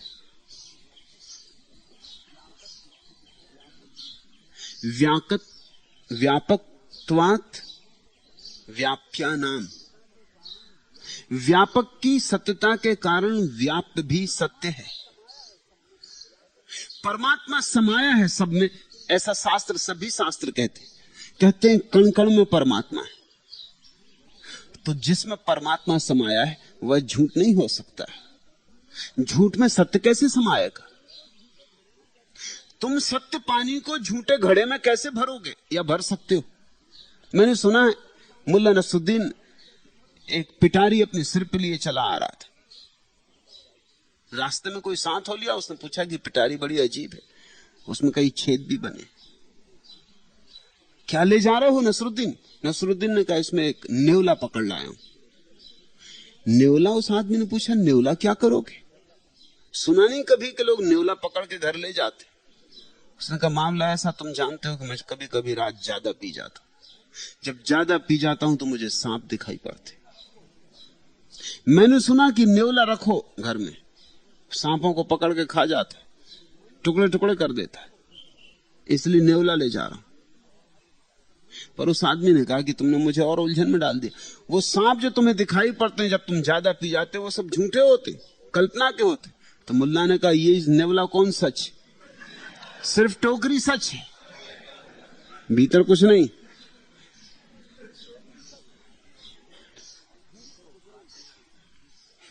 झूठ को काटना हो तो झूठ से काटा जा सकता है, सत्य को मिटाने के लिए झूठ से नहीं काटा जा सकता। सत्य और झूठ का कहीं मिलन ही नहीं हो सकता। अगर सच्चा पानी है तो नकली घड़े में कैसे भरोगे, झूठे घड़े में कैसे भरोगे? जो घड़ा है ही नहीं उसमें कैसे भरोगे? ये सूत्र ख्याल में रखने जैसा है। व्यापक की सत्यता के कारण व्याप्य भी सत्य है। सांडिल्य कहते हैं, सारे शास्त्र कहते हैं परमात्मा कण कण में समाया हुआ है, सब में समाया हुआ है। तो जिसमें समाया हुआ है वह भी सत्य हो गया उसके कारण जो समाया हुआ है। अगर संसार झूठ है तो फिर परमात्मा भी झूठ हो जाएगा। शंकराचार्य की बात अगर सच है कि संसार माया है तो तुम्हारा ब्रह्म भी माया हो गया। और यही बौद्ध दार्शनिकों ने प्रश्न उठाया है। नागार्जुन ने यही प्रश्न उठाया है कि संसार माया है, इसको स्वीकार कर लिया और बड़ा अनूठा निष्कर्ष निकाला। अगर संसार माया है तो इसमें जो समाया है ब्रह्म वो भी माया हो गया। सांडिल्य ने एक निष्कर्ष निकाला, ठीक उससे दूसरा निष्कर्ष नागार्जुन ने निकाला है, लेकिन दोनों का तर्क एक है, तर्क का आधार एक है। सांडिल्य कहते हैं अगर परमात्मा सच है तो संसार भी सच हो गया। दूसरी तरफ से नागार्जुन चलते हैं, वो कहते हैं मान लेते हैं कि संसार झूठ है, जैसा वेदांती कहते हैं। अगर संसार झूठ है तो उस झूठ को बनाने वाला भी झूठ हो गया, उस झूठ में समाया भी झूठ हो गया, इसलिए ब्रह्म भी झूठ है। संसार भी माया, ब्रह्म भी माया। मगर तर्क का आधार एक ही है।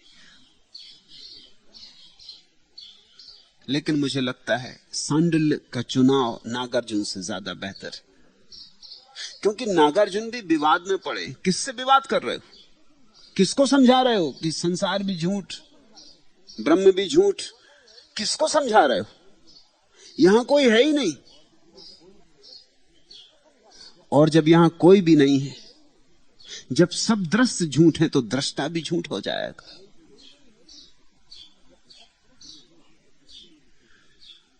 फिर ये शास्त्र किसके लिए लिखे जा रहे हैं, ये विवाद किससे किया जा रहा है? इसका उत्तर नागार्जुन के पास नहीं। सांडिल्य की बात ज्यादा व्यवहारिक, ज्यादा वैज्ञानिक मालूम पड़ती। परमात्मा सब में छिपा है, इसलिए जिसमें छिपा है वह भी सत्य है। दोनों सत्य। और ध्यान रखो, दुनिया में दो सत्य नहीं हो सकते, सत्य तो एक ही हो सकता है। सत्य कैसे दो हो सकते? क्योंकि अगर दो होंगे तो एक दूसरे की सीमा बना देंगे, दो होंगे तो बीच में एक रेखा खींचनी पड़ेगी। दो सत्यों के बीच कैसे रेखा खींचोगे? दो सत्य नहीं हो सकते, सत्य तो एक ही हो सकता है। तो फिर सत्य के दो ढंग हैं, सत्य के प्रकट होने के दो ढंग हैं। कभी बीज की तरह प्रकट होता है, कभी वृक्ष की तरह प्रकट होता है, पर एक ही सत्य है। वही संसार की तरह प्रकट है जब परमात्मा सोया होता। तुम्हारी अमुक्त दशा क्या है? परमात्मा तुम्हारे भीतर सोया हुआ है। तुम्हारी मुक्त दशा क्या है? परमात्मा उठ गया, जाग आया। इतना ही भेद है। तुम में और बुद्ध पुरुषों में कोई बुनियादी भेद नहीं। इतना ही भेद है, तुम जाग रहे हो, तुम्हारे पास में कोई सोया हुआ है, वो भी जाग सकता है। तुम भी कभी सोए थे। बुद्ध ने कहा है मैं भी कभी अज्ञानी था, अब ज्ञानी हो गए। तुम अभी अज्ञानी हो, कभी भी ज्ञानी हो सकते हो। मेरे तुम्हारे बीच कोई मौलिक भेद नहीं। मेरे पास एक क्षमता थी जिसका मैंने उपयोग कर लिया, तुम्हारे पास एक क्षमता पड़ी जिसका तुमने उपयोग नहीं किया। तुम कभी भी कर सकते हो, किसी भी क्षण कर सकते हो, अभी कर सकते हो, इसी क्षण कर सकते हो। सोए और जागे आदमी में फर्क ही क्या है? जरा सा फर्क है। उतना ही फर्क है बुद्ध और अबुद्धों में। न प्राणी बुद्धिव्या असंभवात, यह कोई मनुष्य की बुद्धि से कल्पित भी नहीं। फिर सांडिल्य कहते हैं, शायद कुछ लोग कहें, कुछ लोग कहते हैं कि सारा संसार मनुष्य की बुद्धि की कल्पना है। सांडिल्य कहते हैं यह बात सच नहीं हो सकती। क्यों सच नहीं हो सकती? क्योंकि इस संसार में इतना विराट फैला हुआ है, मनुष्य की बुद्धि इतनी क्षुद्र है। इस सारे संसार का फैलाव मनुष्य की बुद्धि से तो असंभव ही है। मनुष्य की बुद्धि से तो इस पूरे फैलाव को जानना भी संभव नहीं। अभी हमें पता भी नहीं कि अस्तित्व कितना बड़ा है। ये पृथ्वी इतनी बड़ी मालूम पड़ती है, ये कुछ बड़ी नहीं है, ये बहुत छोटी है। सूरज इससे 60,000 गुना बड़ा है, और सूरज कुछ खास बड़ा सूरज नहीं है, ये बड़ा छोटा सूरज है।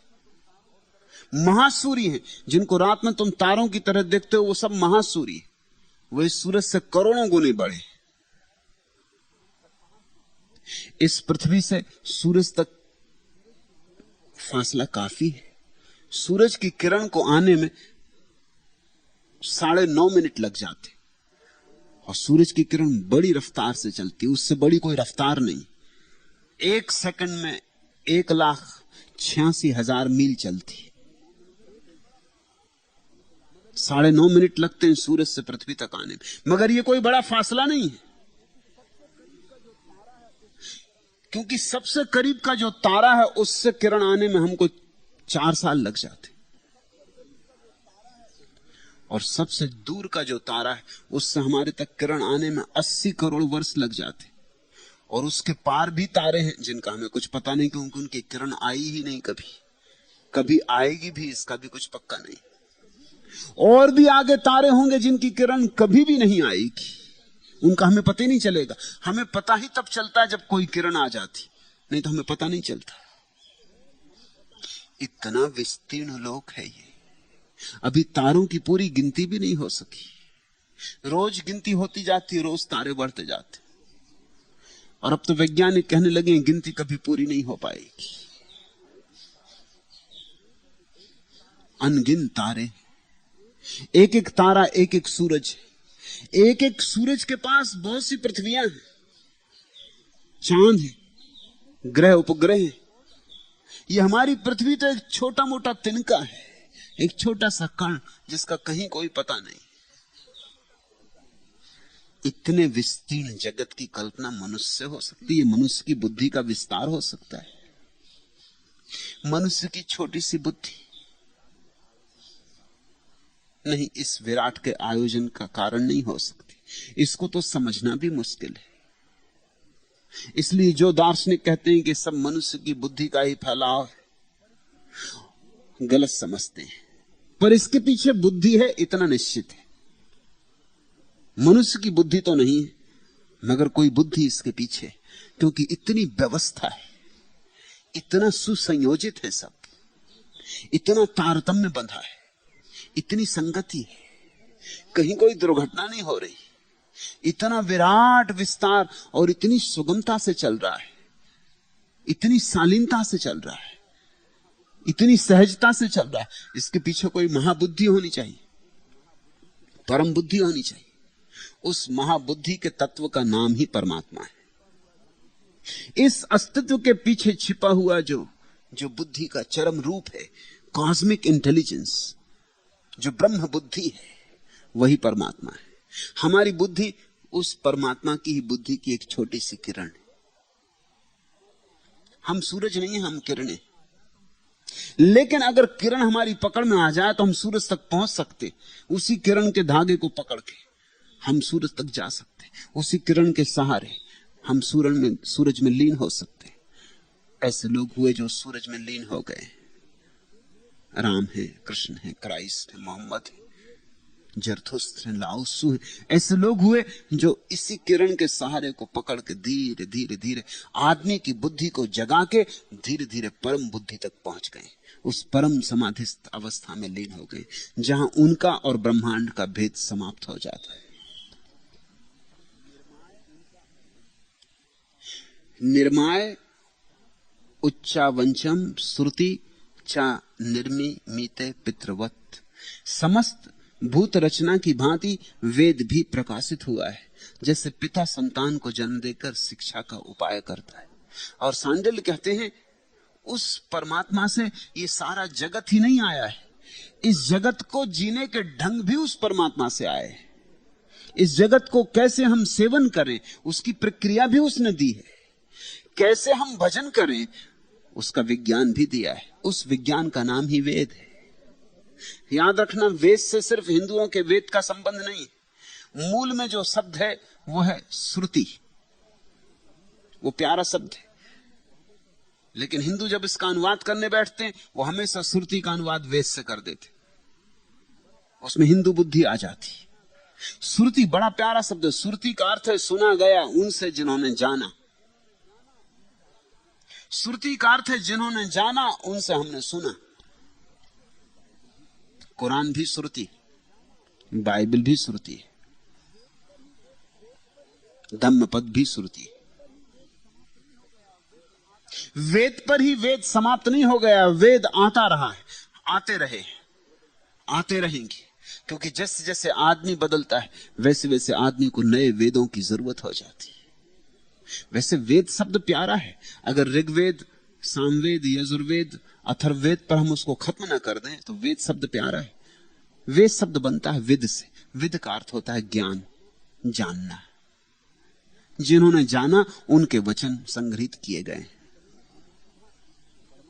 परमात्मा उतरता रहा है, परमात्मा की महाप्रतिभा मनुष्य की प्रतिभा में झलक मारती रही, कौंधती रही सदा से। ये स्वाभाविक है, क्योंकि जिससे हम उत्पन्न हुए, जिससे हम आए हैं, वो हमें जीवन निर्देश भी दे। ये वैसा ही स्वाभाविक है, सांडिल्य कहते, जैसे पिता संतान को जन्म देकर शिक्षा का उपाय करता है। समस्त भूत रचना की भांति वेद भी प्रकाशित हुआ है। तो वेद से मेरा अर्थ ख्याल में ले लेना, जब भी कहीं कुछ जाना गया है तभी वेद जन्मा है। अनंत वेद है। हिंदुओं के वेद पर वेद समाप्त नहीं हो जाते, वो वेद का एक ढंग है। और वेद है, और भाषाओं में प्रकट हुए। श्रुति शब्द ज्यादा बेहतर है। हमने सुना बौद्धों के सब शास्त्र शुरू होते 10 have I heard, ऐसा मैंने सुना है, क्योंकि बुद्ध ने कहा है। बुद्ध जानते, लेकिन जिन्होंने लिखा है उन्होंने तो सिर्फ सुना है। उन्होंने बुद्ध को कहते सुना है, उन्होंने स्वयं नहीं जाना है। जिन्होंने जाना है उन्होंने कहा है, जिन्होंने जाना नहीं उन्होंने लिख लिया, संग्रहित कर लिया, ताकि काम आ सके उन सबके जो शायद अभी जानने में समर्थ नहीं, शायद अभी जानने की जिनमें क्षमता नहीं, पात्रता नहीं, शायद जानने का अभी साहस भी नहीं, शायद जानना घट जाए तो झेल भी ना सकेंगे। उनके लिए संग्रहित कर लिए, उनके लिए शिलालेख आबद्ध कर लिए। श्रुति प्यारा शब्द है। मैं तुमसे कुछ कह रहा हूं, तुम्हारे लिए श्रुति है। तुम्हें प्रीति कर लगे संभाल लेना, और ध्यान रखना श्रुति पर रुकना नहीं है। एक दिन तुम्हारे लिए जो तुमने सुना है वो तुम्हारी अपनी आंख का देखा हुआ हो जाना चाहिए। श्रुति का अर्थ है सत्य कान से आया है। जो कान से आया है वो पर आया है, आंख से आना चाहिए।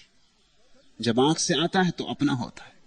सत्य में और झूठ में फर्क ही इतना है, कान और आंख का फर्क है। इसलिए तो हम सुनी बात को नहीं मानते। अदालत भी कहती चश्मदीद गवाह, जिसने देखा हो आंख से। मुल्ला नसरुद्दीन को अदालत में ले जाया गया, एक मुकदमा था। उससे मजिस्ट्रेट ने पूछा कि तुम कितने दूर थे इस स्थान से जहां यह हत्या की गई। मुल्ला ने कहा कोई 2-3 फरलांग दूर, और अमावस की रात थी और अंधेरा था, और तुमने देख लिया कि हत्या की गई। तुम्हें कितने दूर तक अंधेरे में दिखाई पड़ता है? मुल्ला ने कहा ये मत पूछो, ऐसे तो हमें चांद तारे भी दिखाई पड़ते, दूरी की मत पूछो।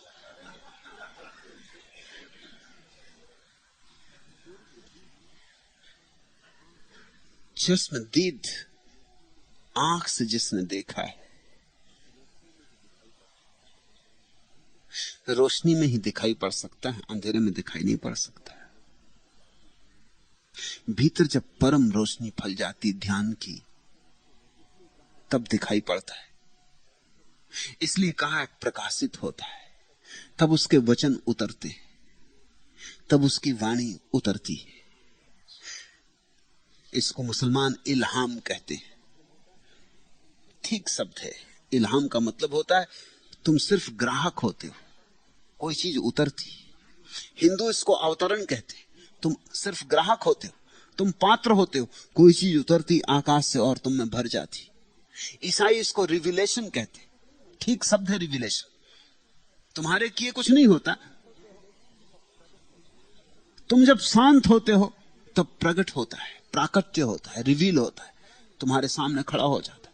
शायद सदा से खड़ा ही था, तुम्हारी आंख बंद थी, तुमने आंख खोल ली, सत्य का अनावरण हो गया, सत्य नग्न खड़ा हो गया, घूंघट गिर गया। समस्त भूत रचना की भांति वेद भी प्रकाशित हुआ है। जैसे पिता संतान को जन्म देकर शिक्षा का उपाय करता है, परमात्मा ने तुम्हें छोड़ नहीं दिया है, परमात्मा तुम्हें विस्मृत नहीं कर गया है, परमात्मा तुम्हें भूल नहीं गया है। भेजता रहा है अपने संदेशवाहक, अपने पैगंबर, अपने तीर्थंकर, अपने अवतार। मगर मतलब क्या है अवतार भेजने का, तीर्थंकर भेजने का, पैगंबर भेजने का? इतना ही अर्थ है, जो व्यक्ति भी समर्थ हुआ है ध्यान में, उसके भीतर परमात्मा उतर आया है। उसके माध्यम से उसने फिर तुम्हारी तलाश शुरू कर दी, तुम्हें फिर पुकारने लगा है कि तुम कहां खो गए हो, कि तुम कहां छिप गए हो, कि जागो, तुम कितनी देर सो लिए, सुबह हो गई, उठो।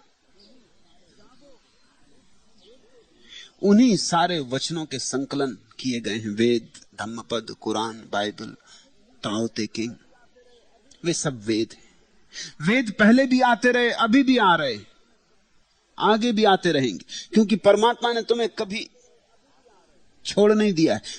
तुम्हारे ऊपर आशा समाप्त नहीं हो गई परमात्मा की।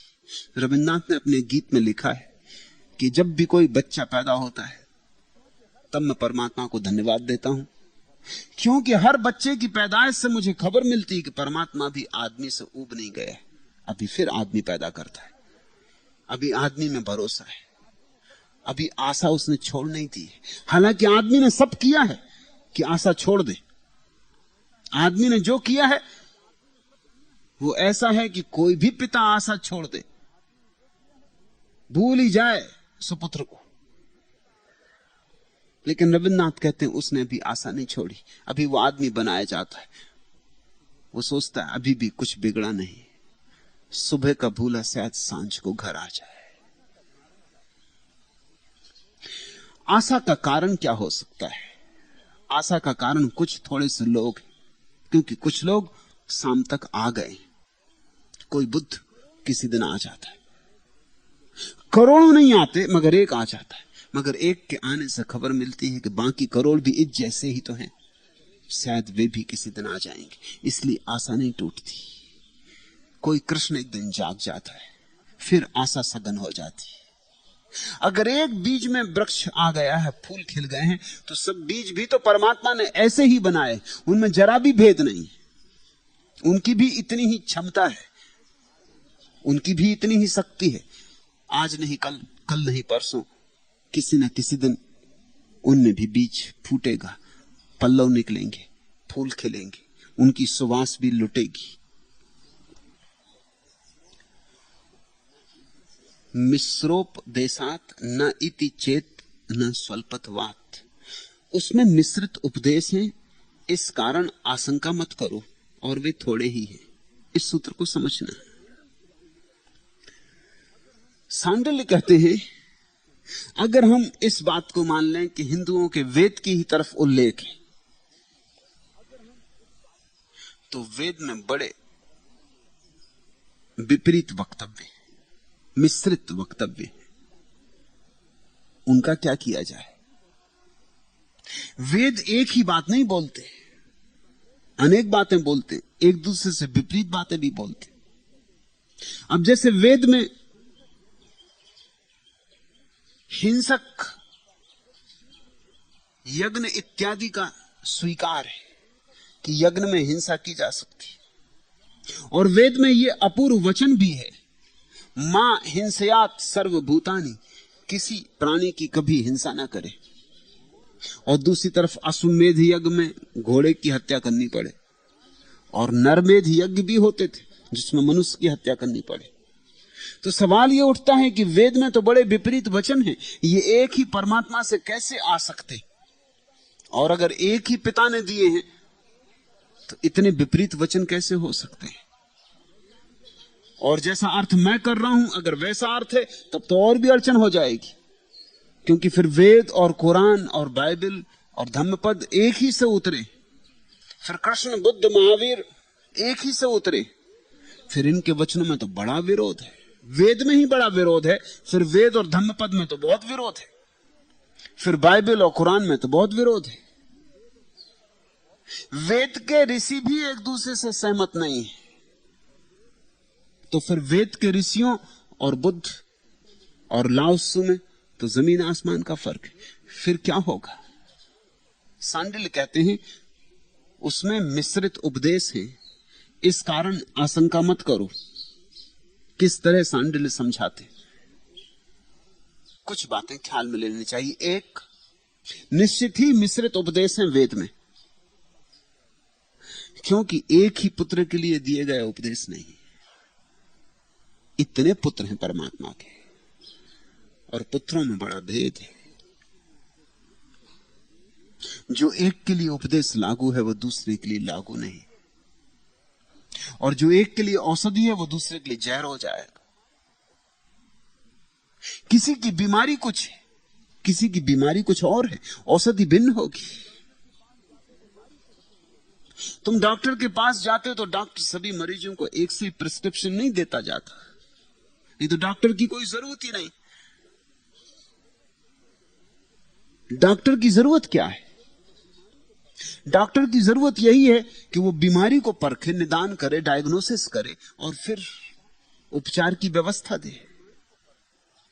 इसलिए वेद अकेले सार्थक नहीं, बिना गुरु के सहारे तुम वेद में जाओगे झंझट में पड़ जाओगे। वो वैसे ही है जैसे अकेले केमिस्ट की दुकान पे पहुंच गए, अपनी दवा तैयार करने लगे। केमिस्ट की दुकान पे तो लाखों दवाएं रखी, उसमें टीबी की दवा है, उसमें कैंसर की दवा है, उसमें दवाएं ही दवाएं हैं।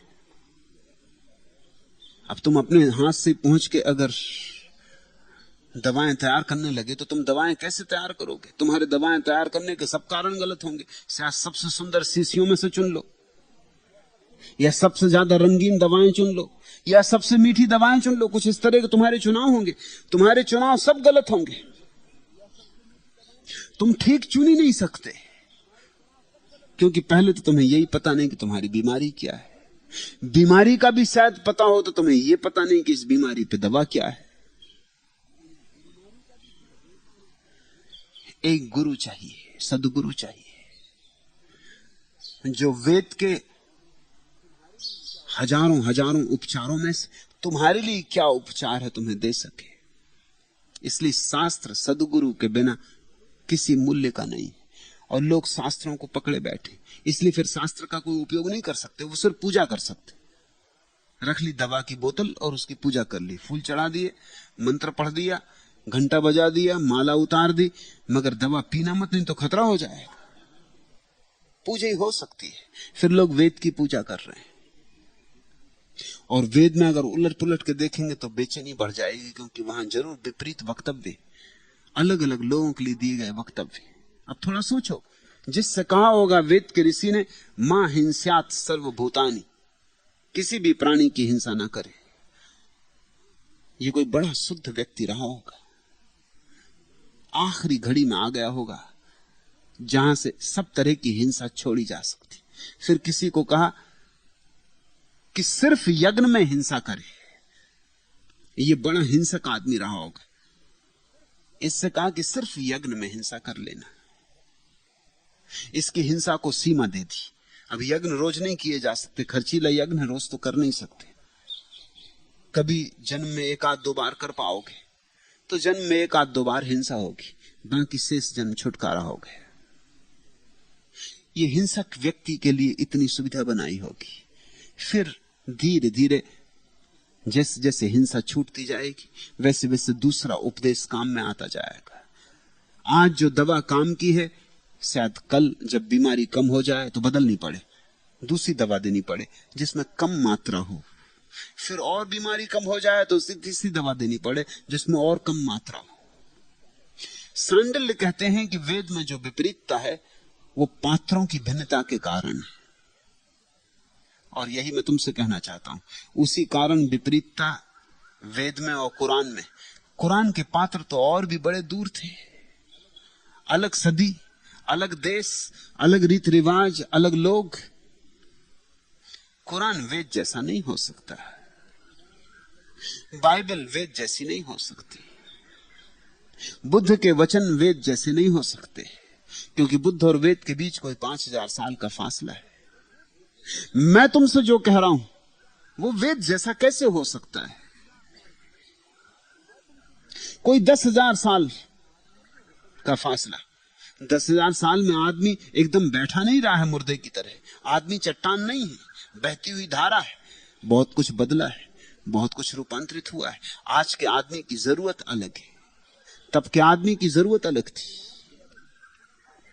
आज के आदमी का इलाज भी अलग होगा।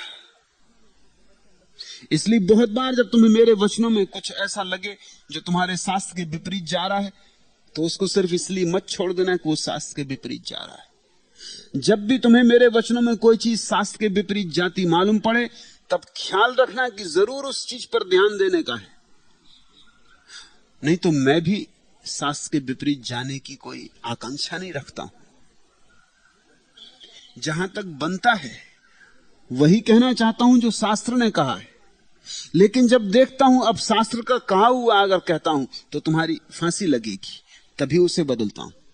और अक्सर ऐसा हो जाता है, तुम उन्हीं बातों को मेरी मान लेते हो जो शास्त्र के अनुकूल, और उन बातों को छोड़ देते हो जो शास्त्र के अनुकूल नहीं। मेरे पास लोग आते, वो कहते हैं कि हम आपकी उतनी बातें मानते हैं जितनी हमारे शास्त्र के अनुकूल, जितनी अनुकूल नहीं है वो हम नहीं मानते। और वही असली बातें जो तुम्हारे काम की, जो शास्त्र के अनुकूल नहीं, वही तुम्हारे लिए कही गई, विशिष्ट तुम्हारी दशा के लिए संगत है। तो भेद है शास्त्रों में, लेकिन शत्रुता नहीं, भिन्नता है, विपरीतता नहीं। और फिर सांडिल्य कहते हैं उसमें मिश्रित उपदेश है, इस कारण आशंका मत करो। और वे थोड़े ही हैं, और वो जो मिश्रित उपदेश हैं वो बहुत थोड़े, क्योंकि मनुष्य कितना ही अलग अलग देशों में हो, अलग अलग समय में हो, उसका अधिक हिस्सा तो एक जैसा ही है। फिर अरब में पैदा हो कि चीन में कि हिंदुस्तान में, थोड़े थोड़े फर्क होंगे, रीति रिवाज और होंगे, संस्कार और होंगे, हवा और होगी, प्रकृति और होगी, लेकिन मौलिक भेद तो क्या होंगे? मौलिक रूप से तो आदमी आदमी है, मौलिक वृत्ति तो वही की वही है। इसलिए सांडिल्य कहते हैं भेद बड़े थोड़े से, वो भेद लड़ने जैसे नहीं है। उन भेदों के संबंध में सदगुरुओं से पूछ लेना कि तुम्हारे लिए क्या लागू है, तुम उसके अनुकूल चल पड़ना। बिना सदगुरु के शास्त्र खतरनाक है। सदगुरु के साथ शास्त्र का मूल्य परम।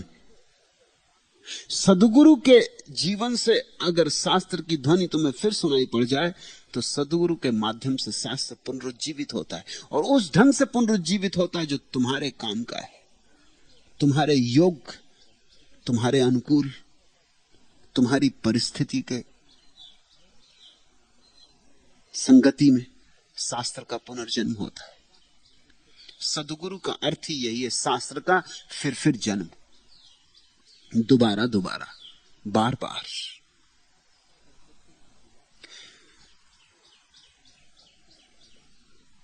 लोग अत्यंत विवाद में पड़े हुए कि गीता में ऐसा कहा हुआ है और कुरान में ऐसा कहा हुआ है, हम किसको माने।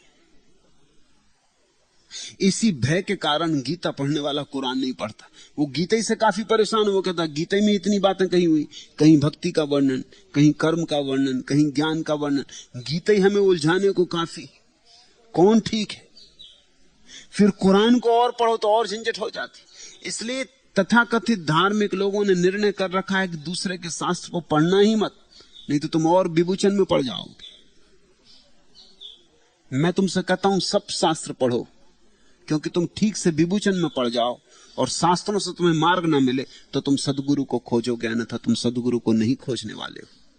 इसलिए इतने शास्त्रों पर बोल रहा हूं कि तुम्हारी सारी भ्रांति तुमसे छीन लूं कि तुम्हें पता है, तुम्हें बिल्कुल स्पष्ट हो जाए कि हमें कुछ भी पता नहीं है। तुम्हारे पास पकड़ने को कुछ भी ना रह जाए, ना वेद, ना कुरान, ना बाइबल। मैं सारे शास्त्र तुम्हारे सामने खड़ा कर दे रहा हूं।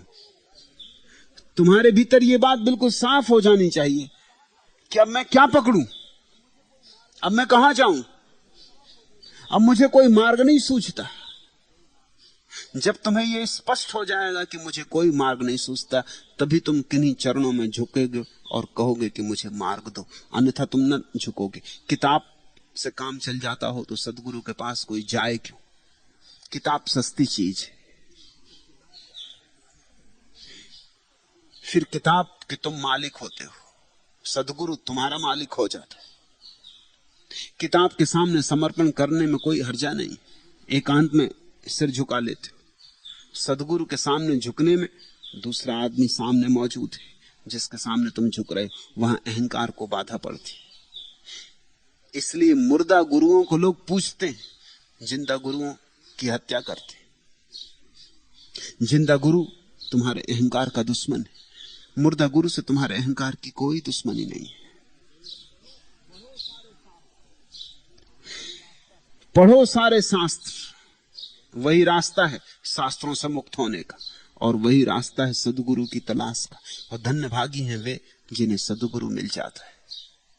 आज इतना ही।